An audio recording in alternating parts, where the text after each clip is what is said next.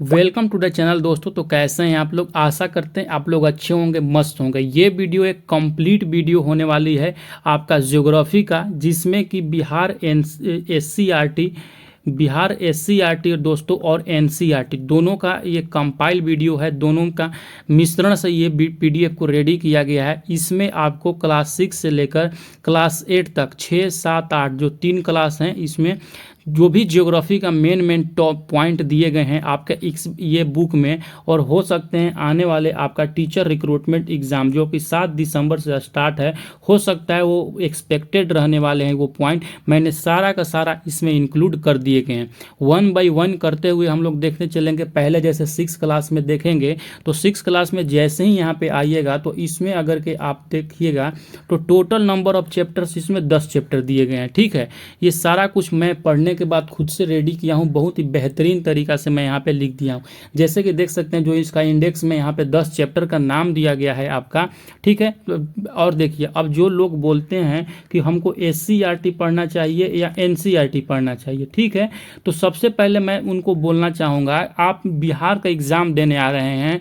बिहार सरकार बीपीएससी ने सिलेबस दे रखा है कि मैं जो सवाल पूछूंगा एससीईआरटी से पूछूंगा। देखिए दोनों में चीज़ें 90 to 95% सेम चीज़ें हैं। अब देखिए यही क्लास, अगर क्लास 6 का ही बात करते हैं, चैप्टर नंबर 9 और चैप्टर नंबर 10 इसमें इंक्लूड किया गया है, जिसमें आपका बिहार के जियोग्राफी के बारे में आपको पढ़ने को मिलता है। ठीक है, अगर कि आप यहाँ से डायरेक्ट केवल एनसीईआरटी जब पढ़िएगा तो एनसीईआरटी में तो आपको ये दोनों चीज़ देखने को नहीं मिलेगा।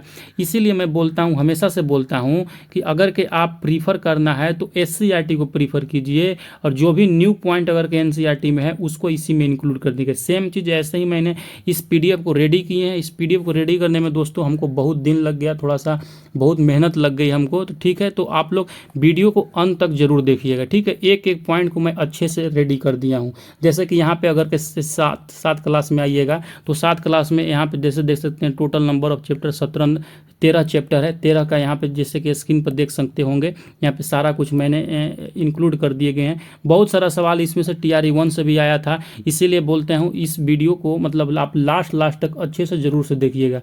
इसमें सारा कुछ बहुत ही बेहतरीन ढंग से मैं यहाँ पे आपके लिए रेडी कर दिया हूँ। यहाँ पे देखिएगा अगर क्लास 8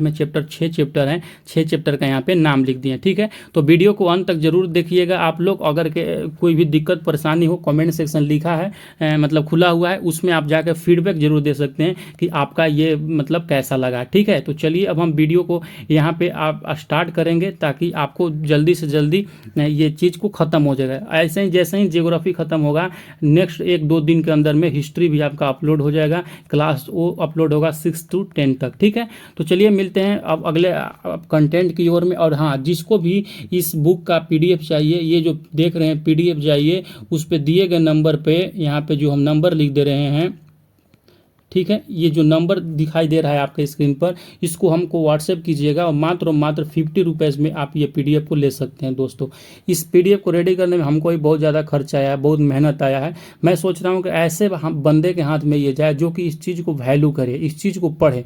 ऐसा नहीं है कि मैं पीडीएफ दे दूंगा किसी फाइल में, आपके किसी फ़ोन के फोल्डर में पड़ा हुआ है, कोई इसको पढ़ नहीं रहा है, तो बस उसी को रोकने के लिए मैं ये चीज़ 50 रुपये आपसे चार्ज ले रहा हूँ। जैसे कि यहाँ पर फिर से नंबर लिख दे रहा हूँ, इस नंबर पे आपको व्हाट्सएप कर देना है, मैं वहाँ पे सारा कुछ चेंज कर दूंगा। ठीक है, तो चलिए अब वीडियो को स्टार्ट करते हैं और अपना क्लास स्टार्ट करते हैं। ठीक है, बाय। जैसे ही पहला चैप्टर आता है दोस्तों क्लास 6 का जियोग्राफी में, तो आता है मेरा यहाँ पे हमारा सौरमंडल इसका नाम है। तो इसमें जो भी आपका महत्वपूर्ण फैक्ट है हम यहाँ पे सब कुछ लिख दिए हैं।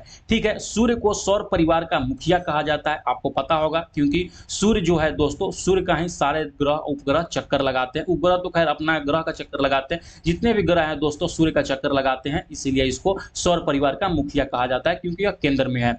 अगला पॉइंट यहाँ पे निकल के आता है कि सूर्य की सतह पर आग की लपटें दिखाई देती हैं, जिसे सूर्य प्रज्वाल कहते हैं। ठीक, अगला पॉइंट है कि सूर्य का सबसे निकट दोस्तों बुध ग्रह है। आपको पता होगा जो सूर्य का सबसे जो निकट तारा है वो बुध ग्रह है।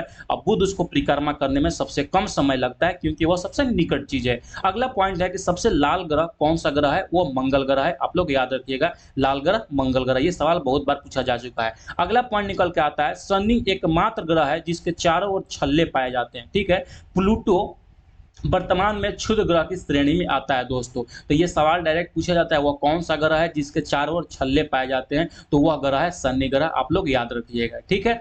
तो ये हो गया। और अगला पॉइंट आता है कि प्लूटो जो दोस्तों बहुत पहले, मतलब पहले जो था प्लूटो एक ग्रह के श्रेणी में आता था, लेकिन उसको निकाल कर अब इसको क्षुद्र ग्रह में रख दिया गया है। इसे बातें पता होना चाहिए। अगला पॉइंट निकल कर आता है कि सूर्य का प्रकाश दोस्तों पृथ्वी पर आने में 8 मिनट का समय लगता है, ठीक है। अगला पॉइंट है कि सूर्य के बाद पृथ्वी का सबसे नजदीक तारा प्रैक्सिमा सेंचुरी का प्रकाश पृथ्वी तक आने में दोस्तों 4 वर्ष का समय लगता है, ठीक है। आप समझ सकते हैं, यहाँ पे मान के चलिए ये सूर्य है और यहाँ पे हमारा ये पृथ्वी है, ठीक है दोस्तों। जो इसका सूर्य का प्रकाश यहाँ पे आने में, जैसे कि आपको पता होगा सूर्य एक तारा है, जो इसका प्रकाश आने में दोस्तों लगभग जो 8 मिनट का समय लगता है पृथ्वी पर।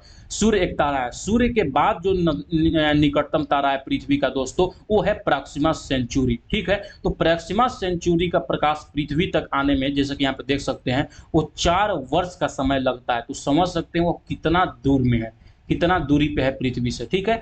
अगला पॉइंट की तरफ चलते हैं। अगला पॉइंट है कि पृथ्वी को नीला रंग समुद्र के साथ से सतह से, यहाँ पे छोड़ लिख दीजिएगा दोस्तों, सतह से नीले प्रकाश के सर्वाधिक परावर्तन के कारण होता है। देखिए हमारे नज़रों से वही प्रकाश नजर आता, मतलब हमारे नजरे से, आंखों से वही प्रकाश दोस्तों नजर आता है जो उस प्रकार का बिखराव होता है। जैसे में सब अगर के यहाँ पे जितना भी प्रकाश है उसको एब्जॉर्ब कर लिया जाता है तो वो सतह हो जाता है मेरा ब्लैक। लेकिन अगर के कुछ प्रकाश, रेड प्रकाश या नीला प्रकाश इससे उत्सर्जित होता है टकराकर, तो वही चीज़ हमको दिखाई देता है। तो वही होता है, समुद्र के पानी नीला इसीलिए दिखाई देता है दोस्तों क्योंकि वहां पे सर्वाधिक परावर्तन होता है किसका? नीला प्रकाश का। आशा करता हूं समझ गए होंगे, ठीक। अगला पॉइंट की तरफ बढ़ते हैं। देखिए हम आगे बढ़ने से पहले एक और चीज बताना चाहते हैं। जितने भी लोग तैयारी कर रहे हैं ना, 6 से 8 टीचर हो या 9-10 हो या मतलब पीजीटी वाले लोग हो, तो मैं क्या करने वाला हूं दोस्तों, एक बार देखिए ये हम आपको समरी के तौर पर इसको पढ़ा दे रहे हैं, ठीक।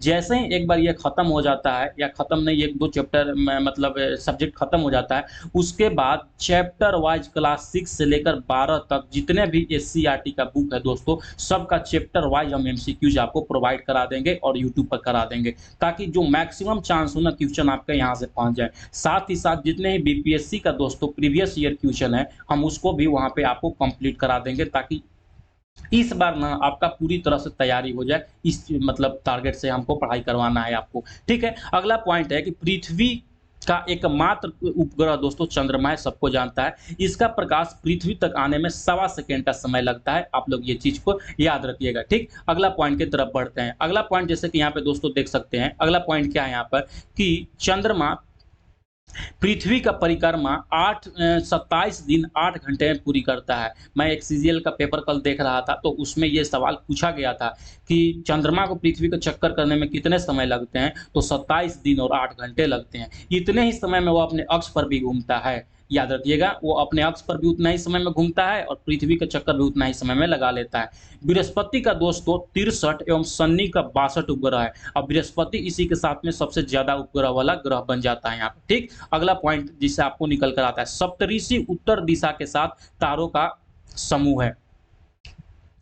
यानी कि जो सप्तऋषि है दोस्तों उत्तर दिशा में, मतलब ये उगता है, 7 तारों का समूह है ये। 7 नहीं, यहाँ पे 7 लिख दीजिए, ये 7 तारों का समूह है, ठीक। अगला है ऋतु और पुलह को मिलाने वाली रेखा दोस्तों उत्तर दिशा का सूचक है, ठीक। ऋतु और पुलह जो है वो सप्तऋषि है, उसको मिलाने वाली जो रेखा है दोस्तों वो है यहाँ पे हमारा उत्तर दिशा का सूचक है। अगला पॉइंट निकल के आता है, बुध और शुक्र का कोई उपग्रह नहीं है। तो ये सवाल बहुत बार पूछा जाता है कि वह कौन सा उपग्रह है जिसके मतलब वह कौन सा या उपग्रह है दोस्तों जिसका कोई उपग्रह नहीं है, तो वो होता है बुध और शुक्र। आपका याद रखिएगा। अगला पॉइंट है कि शनि ग्रह का टाइटन उपग्रह सबसे बड़ा उपग्रह है, ठीक। आगे बढ़ने से पहले दोस्तों मैं आप लोगों को बताना चाहूँगा कि जो भी लोग आने वाले शिक्षक बहाली का तैयारी कर रहे हैं 6 to 8 और 9 to 10 के लिए, उनके लिए मैं एक बहुत ही बेहतरीन सिलेक्शन किट लेकर आ गया हूं, जो कि आपका एग्ज़ाम को क्रैक कराने का साहस रखता है। इसमें इस कंटेंट को बनाने से पहले मैंने बहुत ही रिसर्च किए हैं। जो पिछले आपका एग्ज़ाम हुआ है, बीपीएससी का जो भी एग्ज़ाम हुआ है, उसी के आधारित पर मैंने ये बनाए हैं। जैसे कि इसमें क्या कुछ रहने वाला है ये सिलेक्शन किट में, तो आपका जो भी है बिहार एससीईआरटी बुक और एनसीईआरटी बुक दोनों का मिक्स में मैंने क्लास 6 to 10 का यहाँ पे सब्जेक्ट वाइज और चैप्टर वाइज आपका समरी रेडी कर दिया गया है। जो आप यहाँ पे ये जो समरी देख रहे हैं इसी का एक हिस्सा है। तो आप इस पीडीएफ को ले सकते हैं और बार बार यहाँ पे मल्टीपल टाइम इसको प्रैक्टिस करके अच्छा स्कोर जनरेट कर सकते हैं। अगला इस कंटेंट में आपको मिलने वाला है कि बीपीएससी में जो भी आज तक परीक्षा हुए हैं उसका जितने भी क्वेश्चंस हैं लगभग सारे सब्जेक्ट का एक सब्जेक्ट में 500 प्लस क्वेश्चन होंगे। ये मैं आपको पीडीएफ के रूप में दे दूंगा कि आप प्रैक्टिस करके एक अच्छा सा वहाँ पे स्कोर बना सकते हैं। साथ में ही 1000 प्लस जो कि आपका टीआरई एग्जाम में क्वेश्चंस आए हुए हैं उसके भी हम एमसीक्यूज आपको प्रोवाइड करेंगे ताकि आपको एक प्रैक्टिस करने के बाद वहाँ पे अच्छे से एनालिसिस मिल सकता है। उसके बाद मैथ जो भी प्रीवियस ईयर में आए हैं उसका मैथ का सॉल्यूशन दे देंगे। और एग्ज़ाम से पहले जो कि 500 मोस्ट इंपॉर्टेंट यहाँ पे करंट अफेयर है दोस्तों, करंट अफेयर का मैं सीट देता हूँ जैसे कि टीआरई 1 में भी दिया था। ये बहुत ही महत्वपूर्ण रहता है, मतलब मैक्सिमम सवाल इसमें से ही देखने को मिल जाता है। तो जो भी लोग खुद से तैयारी कर रहे हैं और चाहते हैं कि उनको ये परचेज करना चाहिए तो दिए गए नंबर पे यहाँ पे जहाँ पे नंबर देख रहे हैं यहाँ पे ये इस पे हमको व्हाट्सएप कर सकते हैं। और व्हाट्सएप करने के बाद मात्र आप इतना पे करके 299 रुपये ये सारा आप दोस्तों सिलेक्शन किट यहाँ पे ले सकते हैं, जो कि एक बहुत ही बेहतरीन साबित होगा आपके आने वाली परीक्षा के लिए। ठीक है, तो जिनको भी चाहिए होगा दिए गए नंबर पे हमको यहाँ पे व्हाट्सएप कर दीजिएगा। चलिए मिलते हैं अपने कंटेंट के ऊपर में, अगला कंटेंट देख लेते हैं क्या है।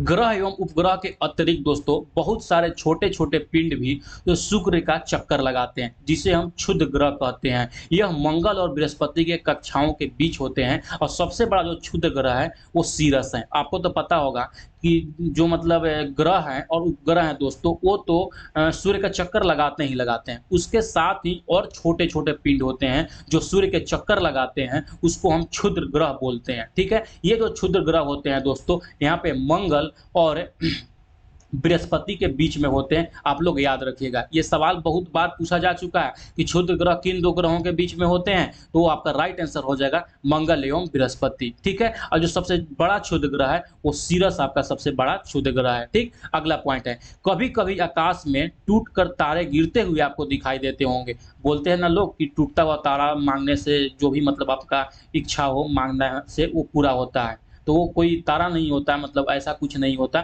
यहाँ पे देख सकते हैं जो आपको तारे टूटते हुए दिखाई देते हैं वो तारे नहीं, पत्थर के छोटे छोटे टुकड़े होते हैं दोस्तों जिन्हें उल्का पिंड कहा जाता है। ठीक, यह वायु के साथ घर्षण करके गर्म होकर जल जाते हैं जिससे टूटकर गिरने लगते हैं। ठीक है, आशा करता हूँ समझ गए होंगे।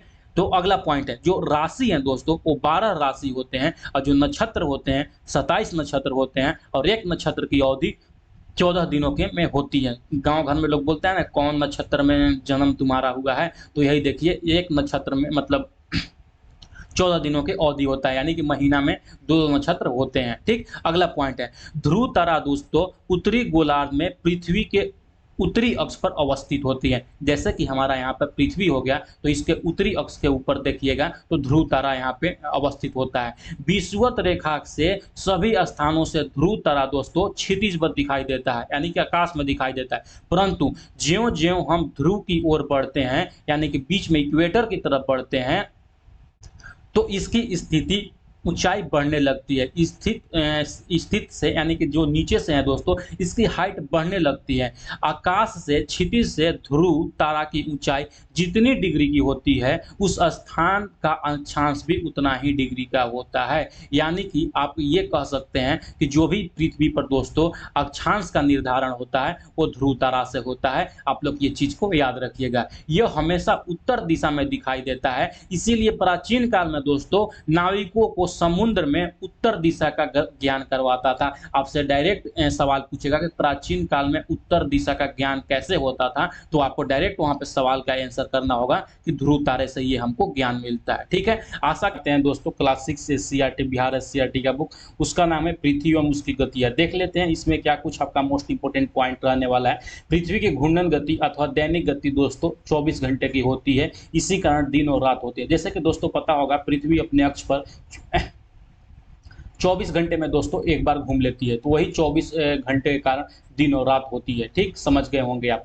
पृथ्वी अपने अक्ष पर दोस्तों 23.5 डिग्री झुके है, सबको पता है। पृथ्वी सूर्य का चक्कर लगाने में 365 दिन का दिन लगाता है, जिसे परिभ्रमण गति बोलता है। जैसा कि पता होगा दोस्तों, ये अगर क्या हमारा यहाँ पे सूर्य है, तो यहाँ पे पृथ्वी क्या है, एक छोटा-सा ग्रह है उसका। तो ये क्या होता है, अपने अक्ष पर 23.5 डिग्री के यहाँ पे दोस्तों झुकाव पर है। ठीक, ये झुकाव जैसे पता होगा, पृथ्वी अपने अक्ष पर भी घूमती है और उसके चारों ओर भी घूमती है। तो जो अपने अक्ष पर घूमती है दोस्तों, वो 24 घंटा का समय लगाता है, और जो इसके चारों ओर घूमती है, यानी कि सूर्य के चारों ओर जब घूमती है, ऐसे-ऐसे घूमना स्टार्ट करती है, तो ये जो समय लगाती है दोस्तों, इसमें 365 दिन लगभग लगाती है। ये 365 दिन नहीं होता है, 365 दिन से कुछ कम ही होता है। एक राउंड फिगर में हम ले लिए हैं यहाँ पे 365 दिन, ठीक है? आप लोग आशा करता हूँ समझ गए होंगे। अगला है कि पृथ्वी पश्चिम से पूर्व घूमती है। आप लोगों को लगता होगा सूर्य पूरब से पश्चिम में जा रहा है ना, तो पृथ्वी भी वैसा ही। कोई भी चीज़ मान के चलो, ये पूरब से पश्चिम जा रहा है, तो ये इधर से जाएगा तब तो ये इधर से डूबेगा। तो पृथ्वी जो हमारा घूमता है दोस्तों, वो पूरब से पश्चिम से पूरब की ओर घूमता है, ठीक है? आशा करता हूँ आप लोग समझ गए होंगे। नेक्स्ट पॉइंट आपका है कि ध्रुव पर 6 महीने दिन और 6 महीने रात होती है। ये किस कारण होती है? क्योंकि पृथ्वी चक्कर लगाती है सूरज का, इसीलिए पृथ्वी के जब 6 महीना के जाता है, तो ध्रुव पर ही केवल सूर्य का प्रकाश पड़ता है। इसीलिए उत्तरी ध्रुव और दक्षिणी ध्रुव पर 6 महीना दिन और 6 महीना रात होता है। आशा करता हूँ इतना समझ गए होंगे। अगला पॉइंट है कि पृथ्वी के घूर्णन के कारण दिन और रात होते हैं, तथा परिभ्रमण के कारण दोस्तों मौसम बदलते हैं, ठीक है? आप लोग समझ गए। जो घूर्णन होता है उसके लिए दिन और रात, यानी कि जो अपने अक्ष पर घूमता है उसको घूर्णन बोलते हैं, और जो चारों तरफ घूमता है, यानी कि सूरज की तरह चारों तरफ घूमता है, उसको परिभ्रमण करता है। उसके कारण मौसम बदलते हैं। ये दोनों चीज़ बहुत ही इंपॉर्टेंट है, हमेशा सवाल पूछ देता है आपकी परीक्षा में। ये दोनों चीज़ आपको अच्छे से याद होना चाहिए। अगला पॉइंट है यहाँ पे कि 21 जून को पृथ्वी के सूर्य की ओर झुके होने के कारण दोस्तों, इस समय सूर्य की सीधी किरणें विषुवत रेखा पर पड़ती है, ठीक है? कुछ विषुवत रेखा से कुछ उत्तर में कर्क रेखा पर सीधी पड़ती है, जिसके कारण दिन की अवधि इस समय लंबी होती है। 21 जून का दोस्तों ऐसा समय होता है कि जब सूरज विषुवत रेखा के थोड़ा ऊपर, मतलब जस्ट ऊपर में होता है, और कुछ उत्तर में, यानी कि जो कर्क रेखा है, कर्क रेखा पर सीधी पड़ती है। जैसे कि पता होगा, कर्क रेखा भारत के यहाँ से गुजरती है, मान के चलिए अगर कहीं ये हमारा भारत हुआ तो, ठीक है? तो यहाँ पे विषुवत रेखा है, तो इससे कुछ उत्तर में, यानी कर्क रेखा पर ये सीधे पड़ती है। उस समय वहाँ पे दिन की अवधि लंबी होती है। वो डेट आप लोग याद रखिएगा, 21 जून हमेशा पूछता है। अगला पॉइंट है कि 22 दिसंबर अर्थात 21 जून के 6 महीना बाद, और यहाँ से दोस्तों 6 महीना बाद, जब पृथ्वी सूर्य की आधी परिक्रमा करने के बाद सूर्य से दूसरी ओर पहुंच जाता है, इस समय पृथ्वी पर झुकाव सूर्य के विपरीत होता है। सूर्य के मकर रेखा पर सीधे पड़ने लगती हैं। जैसे यहाँ पे हमारा इक्वेटर हुआ, तो इससे थोड़ा ऊपर होता है तो दोस्तों यहाँ पे कर्क रेखा आ जाता है, और उसके नीचे जब जाता है तो वो हमारा यहाँ पे मकर रेखा आ जाता है। तो 6 महीने के बाद 21 जून तक यहाँ पर पृथ्वी सीधे रहता है, इसलिए यहाँ पे सबसे लंबा दिन करता है। उसके जस्ट 6 महीना बाद मान के चलिए यहाँ पे आ जाता है, नीचे में आ जाता है। ये डेट जो होता है दोस्तों आपका 22 दिसंबर का डेट होता है। इस समय यहाँ पर यानी कि मकर रेखा पर दोस्तों सीधे पड़ने लगती है। इस समय दक्षिणी गोलार्ध में, यानी कि 22 दिसंबर को दक्षिणी गोलार्ध में लंबा दिन और छोटी रातें होने लगती है, ठीक है? आशा करता हूँ समझ गए। ये बात समझ लीजिए कि जिस पे सूर्य का प्रकाश ज़्यादा पड़ेगा वहाँ पे लंबी दिन होगा दोस्तों, ठीक है? तो पहले जो 21 जून का होता था, उत्तरी भारत में, यानी कि उत्तरी गोलार्ध में ये बड़ा दिन होता था 21 जून को, और जब 22 दिसंबर होता है तो दक्षिणी गोलार्ध में ये बड़ा दिन होने लगता है। आशा करता हूँ इतना समझ गए होंगे। यहाँ के बाद ये चैप्टर आपका समाप्त होता है, और इसके देख लेते हैं लास्ट में क्या कुछ आपका इंपॉर्टेंट पॉइंट रहने वाला है। समदिवारात्रि होते हैं, यानी कि समदिवारात्रि में दिन और रात कब बराबर होते हैं, जिसमें 21 मार्च को और 23 सितंबर को दोस्तों ये चीज होता है। सबसे बड़ा दिन कब होता है, तो वो होता है 21 जून को। शीतोष्ण कटिबंध में क्या होते हैं कि कम गर्मी पड़ती है शीतोष्ण कटिबंध में। देखिए हम बताते हैं, जो उष्ण कटिबंध होता है दोस्तों, उष्ण कटिबंध मतलब बहुत ज्यादा वहां पे गर्मी है, ठीक है? और शीतोष्ण कटिबंध में वहां पे कम गर्मी पड़ती है। चांद पर पहुंचने वाले प्रथम व्यक्ति कौन थे, तो वो नील आर्मस्ट्रांग थे, यूएसए के थे दोस्तों। ये 1984 ईस्वी में चांद पर गए थे, आप लोगों को पता होगा, ठीक? आगे की तरफ बढ़ते हैं। अगला पॉइंट मतलब यहाँ पे चैप्टर आता है हमारा क्लास 6 का चैप्टर नंबर 3 दोस्तों, पृथ्वी के परिमंडल। इसमें क्या कुछ आपका इंपॉर्टेंट रहने वाला है आने वाली परीक्षा को लेकर, अगर का वीडियो आपको अच्छा लग रहा है ना, तो ज़्यादा से ज़्यादा कम से कम दोस्तों हमको सपोर्ट कीजिए, अपने दोस्तों के पास शेयर कर दिया कीजिए, वीडियो को लाइक कर दिया कीजिए, बस और हमको कुछ नहीं चाहिए। अगला पॉइंट है कि जलमंडल, पृथ्वी पर जल के अनेक भाग हैं। मतलब जलमंडल किसको बोलते हैं दोस्तों, यहाँ पे ये है कि पृथ्वी पर जल के अनेक भाग हैं, जैसे नदी, तालाब, सागर, महासागर इत्यादि, उसी को सम्मिलित रूप से जलमंडल बोलते हैं। सन 1984 ईस्वी में दोस्तों राकेश शर्मा अंतरिक्ष में गए और तत्कालीन प्रधानमंत्री इंदिरा गांधी ने पूछने पर बताया कि पृथ्वी नीला दिखता है। तो राकेश शर्मा अंतरिक्ष में कब गए थे दोस्तों, ये चंद्रमा पर जाने वाला जो प्रथम व्यक्ति थे, ये हमको थोड़ा सा कंफ्यूजन लग रहा है कि कब गए थे, 1984 में गए थे या 1969 ईस्वी में गए थे। आप कमेंट सेक्शन में जरूर से जरूर बता दीजिएगा। ठीक है, यहाँ पे 1984 में जो जब ये अंतरिक्ष में गए थे दोस्तों राकेश शर्मा, तो इंदिरा गांधी तत्कालीन जो प्रधानमंत्री थी वो पूछी कि बताइए हमारा देश कैसा दिखता है, तो बताए थे यहाँ पे कि सारे जहां से अच्छा हिंदुस्तान हमारा, और उसके बाद बोला था जो पृथ्वी दिखता है वो नीला दिखता है दोस्तों। ठीक है, अगला पॉइंट है स्थल मंडल। पृथ्वी का जो ऊपरी ठोस परत होता है जिसपे कंकड़ मिट्टी पाई जाती है, यानी कि जिस परत पर हम लोग रहते हैं उसको स्थल मंडल बोलते हैं। आशा करता हूं आप लोग समझ गए होंगे। अगला यहाँ पे पॉइंट निकल कर आपका आता है कि स्थल संधि क्या होता है। स्थल का संकीर्ण भाग दोस्तों जिससे दो बड़े भूभाग आपस में जुड़े होते हैं, जैसे कि उत्तरी अमेरिका और दक्षिणी अमेरिका इसी संधि के द्वारा जुड़े हुए हैं। यानी कि एक छोटा सा भाग जो मतलब धरातल का हो और वो आपस में जुड़े हुए हैं, उसको हम स्थल संधि बोलते हैं। आपसे डायरेक्ट सवाल पूछा जाएगा कि स्थल संधि का कौन सा दो देश उदाहरण है, तो आप लोग याद रखिएगा जो उत्तरी अमेरिका है और दक्षिणी अमेरिका है, ये दोनों स्थल संधि के द्वारा जुड़े हुए हैं। ठीक है, अगला पॉइंट है जल संधि। जल संधि यानी कि दो देश जो जल के साथ में जुड़ा होता है, जैसे भारत ले लीजिए और श्रीलंका को ले लीजिए। पानी का संकरा भाग जो दो बड़ी जल राशि जैसे समुद्र और महासागरों को एक दूसरे से जोड़ता है, इसे जल डमरू मध्य भी बोलते हैं। यानी कि जो पाक जल डमरू मध्य है दोस्तों, भारत और पाकिस्तान को जो जोड़ता है, उसी के बारे में यहाँ पे बातें हो रही है। ठीक है, आप लोग याद रखिएगा जो पाक जल डमरू मध्य भारत और श्रीलंका को यहाँ पे जोड़ता है। ठीक, ये चीजों को याद रखिएगा। अगला पॉइंट जैसे यहाँ पे लिखा हुआ है पाक जल संधि इंडिया और श्रीलंका को जोड़ता है। अगला पॉइंट है कि चारों ओर हवा का क्षेत्र वायुमंडल कहलाता है। आप लोग ये चीज को ये सबको पता होगा। जलमंडल, जलमंडल, स्थल मंडल एवं वायुमंडल दोस्तों, यहाँ पे आयु लिखा हुआ, इसको वायु पढ़ा जाए।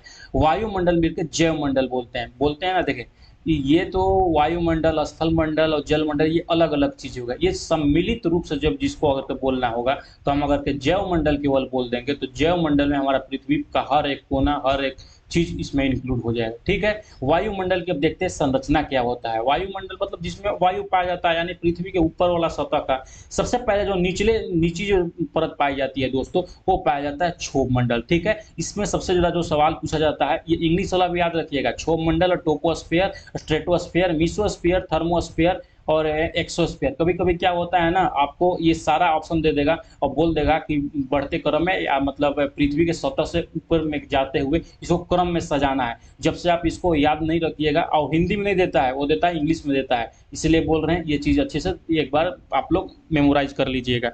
ठीक, यहाँ पे जैसे कि आपका निकल कर आता है सबसे जो निचला परत है दोस्तों, उसमें जिसको क्षोभ मंडल या ट्रोपोस्फियर बोलते हैं, इस पे मौसम की सारी घटनाएं होती हैं। बादल जैसे बादल बनना, बरसात होना, बादल गरजना, ये सब होता है। अब एवरेज जो ऊंचाई इसके होती है यह 13 किलोमीटर होता है। ठीक, समताप मंडल दोस्तों इसके बाद आता है, यानी जिसको स्ट्रेटोस्फियर बोलते हैं। इसी में ओजोन मंडल भी पाया जाता है और इसमें वायुयान वगैरह भी इसी मंडल में उड़ते हैं। उसके बाद जैसे ही ऊपर वाला उसके लेयर में चलते हैं, उसको मीसोस्फेयर बोलते हैं, इसको मध्य मंडल भी बोलते हैं, उष्ण मंडल भी बोलते हैं। इसमें क्या होता है, उल्का पिंडों को पृथ्वी से ये रक्षा करता है। यानी आपसे डायरेक्ट पूछा जाएगा कि उल्का पिंड की घटनाएं किस वायुमंडल की सतह में होती है, तो वो मध्य मंडल मीसोस्फेयर में ये चीज होती है। अगला पॉइंट है आयन मंडल या वायुमंडल, इसको बोलते हैं। वायुमंडल और बहिर्मंडल ये दोनों में कंफ्यूज मत होइएगा।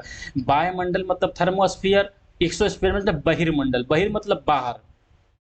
ठीक, तो यहाँ पे देखिए आयन मंडल में क्या होता है, जो भी तरंग देखते हैं आप रेडियो पर रेडियो समाचार सुनते हैं या टेलीविजन पर दोस्तों टीवी देखते हैं, ये सारी घटनाएं जो होती है, जो भी फ्रीक्वेंसी निकलता है, तरंग निकलता है, वो इसी मंडल से निकल कर होता है। यानी कि रेडियो तरंगों का परावर्तन किस सतह से होता है, आयन मंडल से और थर्मोस्फेयर से होता है। और जो सबसे ऊपर का लेयर होता है दोस्तों, वो होता है आपका एक्सोस्फेयर, जिसमें कृत्रिम उपग्रह छोड़ा जाता है। ठीक है, आशा करता हूँ ये चीज़ समझ गए होंगे। ये बहुत ही वीवीआई सवाल मतलब ये पॉइंट है, अच्छे से इसको देख लीजिएगा। इसके बाद यहाँ से ये चैप्टर आपका खत्म होता है और आता है एमसीक्यू। जीवन पनपता है, जीवन कहाँ पनपेगा दोस्तों, जहाँ पे स्थल भी हो, जहाँ पे स्थल भी हो, जल भी हो और वायु भी हो। इसी के लिए ना, अब इसी को सम्मिलित रूप से हम लोग क्या बोलते हैं, जैवमंडल बोलते हैं। तो हमारा ये जैवमंडल सही होगा। अगला पॉइंट है कि अंतरिक्ष अंतरिक्ष में यहाँ पे अंतरिक्ष में जाने वाले दोस्तों प्रथम भारतीय कौन थे, तो राकेश शर्मा थे, जो कि 1984 ईस्वी में गए थे।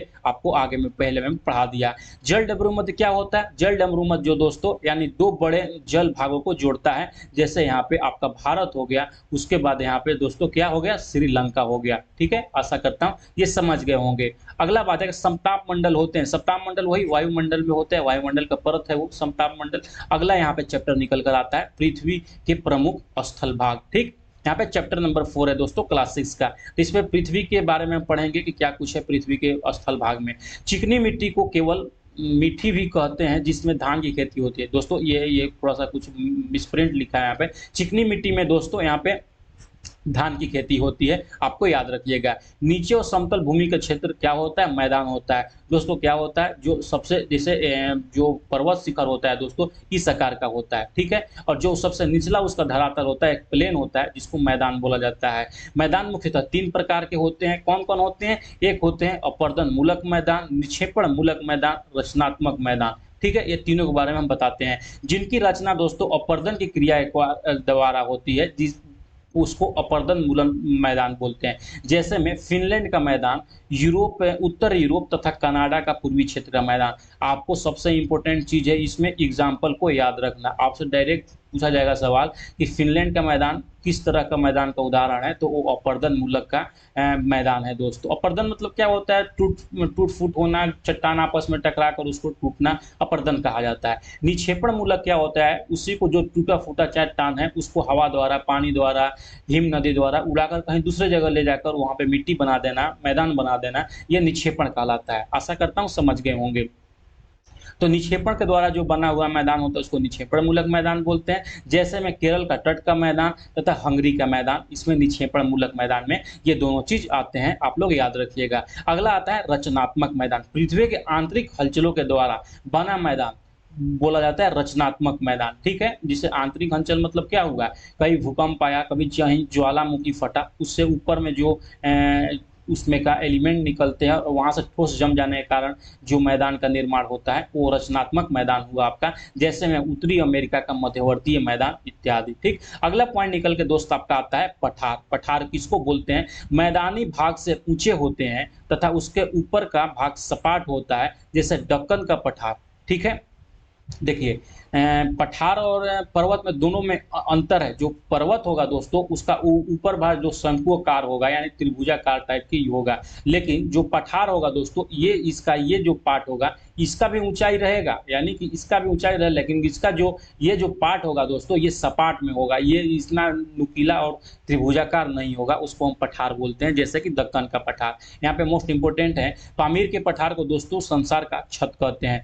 देखिए ये जितना भी हमने पॉइंट आपके लिए लिखा है, ये मोस्ट वीवीआई पॉइंट जितने भी बुक्स में दिए गए हैं दोस्तों, सारा का सारा इसमें आपको मैंने इंक्लूड कर दिया है, ताकि कोई भी पॉइंट आपका छूटे नहीं। इसमें दोस्तों दोनों इंक्लूड है, एससीईआरटी भी और एनसीईआरटी भी, क्योंकि देखिए दोनों का जो मैटर है ना 95% मैटर दोनों में समान है। जो भी 5% 1-2 पॉइंट ऊपर नीचे है तो मैंने इसमें ही इंक्लूड कर दिया है, उसको अलग से पढ़ने की कोई जरूरत नहीं है। ठीक, अगला पॉइंट के तरफ बढ़ते हैं। अगला पॉइंट है कि पर्वत। पर्वत किसको बोलते हैं, पर्वत के ऊपरी भाग सपाट नहीं होते हैं, आसपास के क्षेत्र बहुत संकीर्ण होते हैं, वही बताया। जो पर्वत के दोस्तों प्रकार 3 प्रकार के होते हैं। कौन पर्वत होते हैं, एक वलित पर्वत, व्रणशोध पर्वत, ज्वालामुखी पर्वत और अवशिष्ट पर्वत।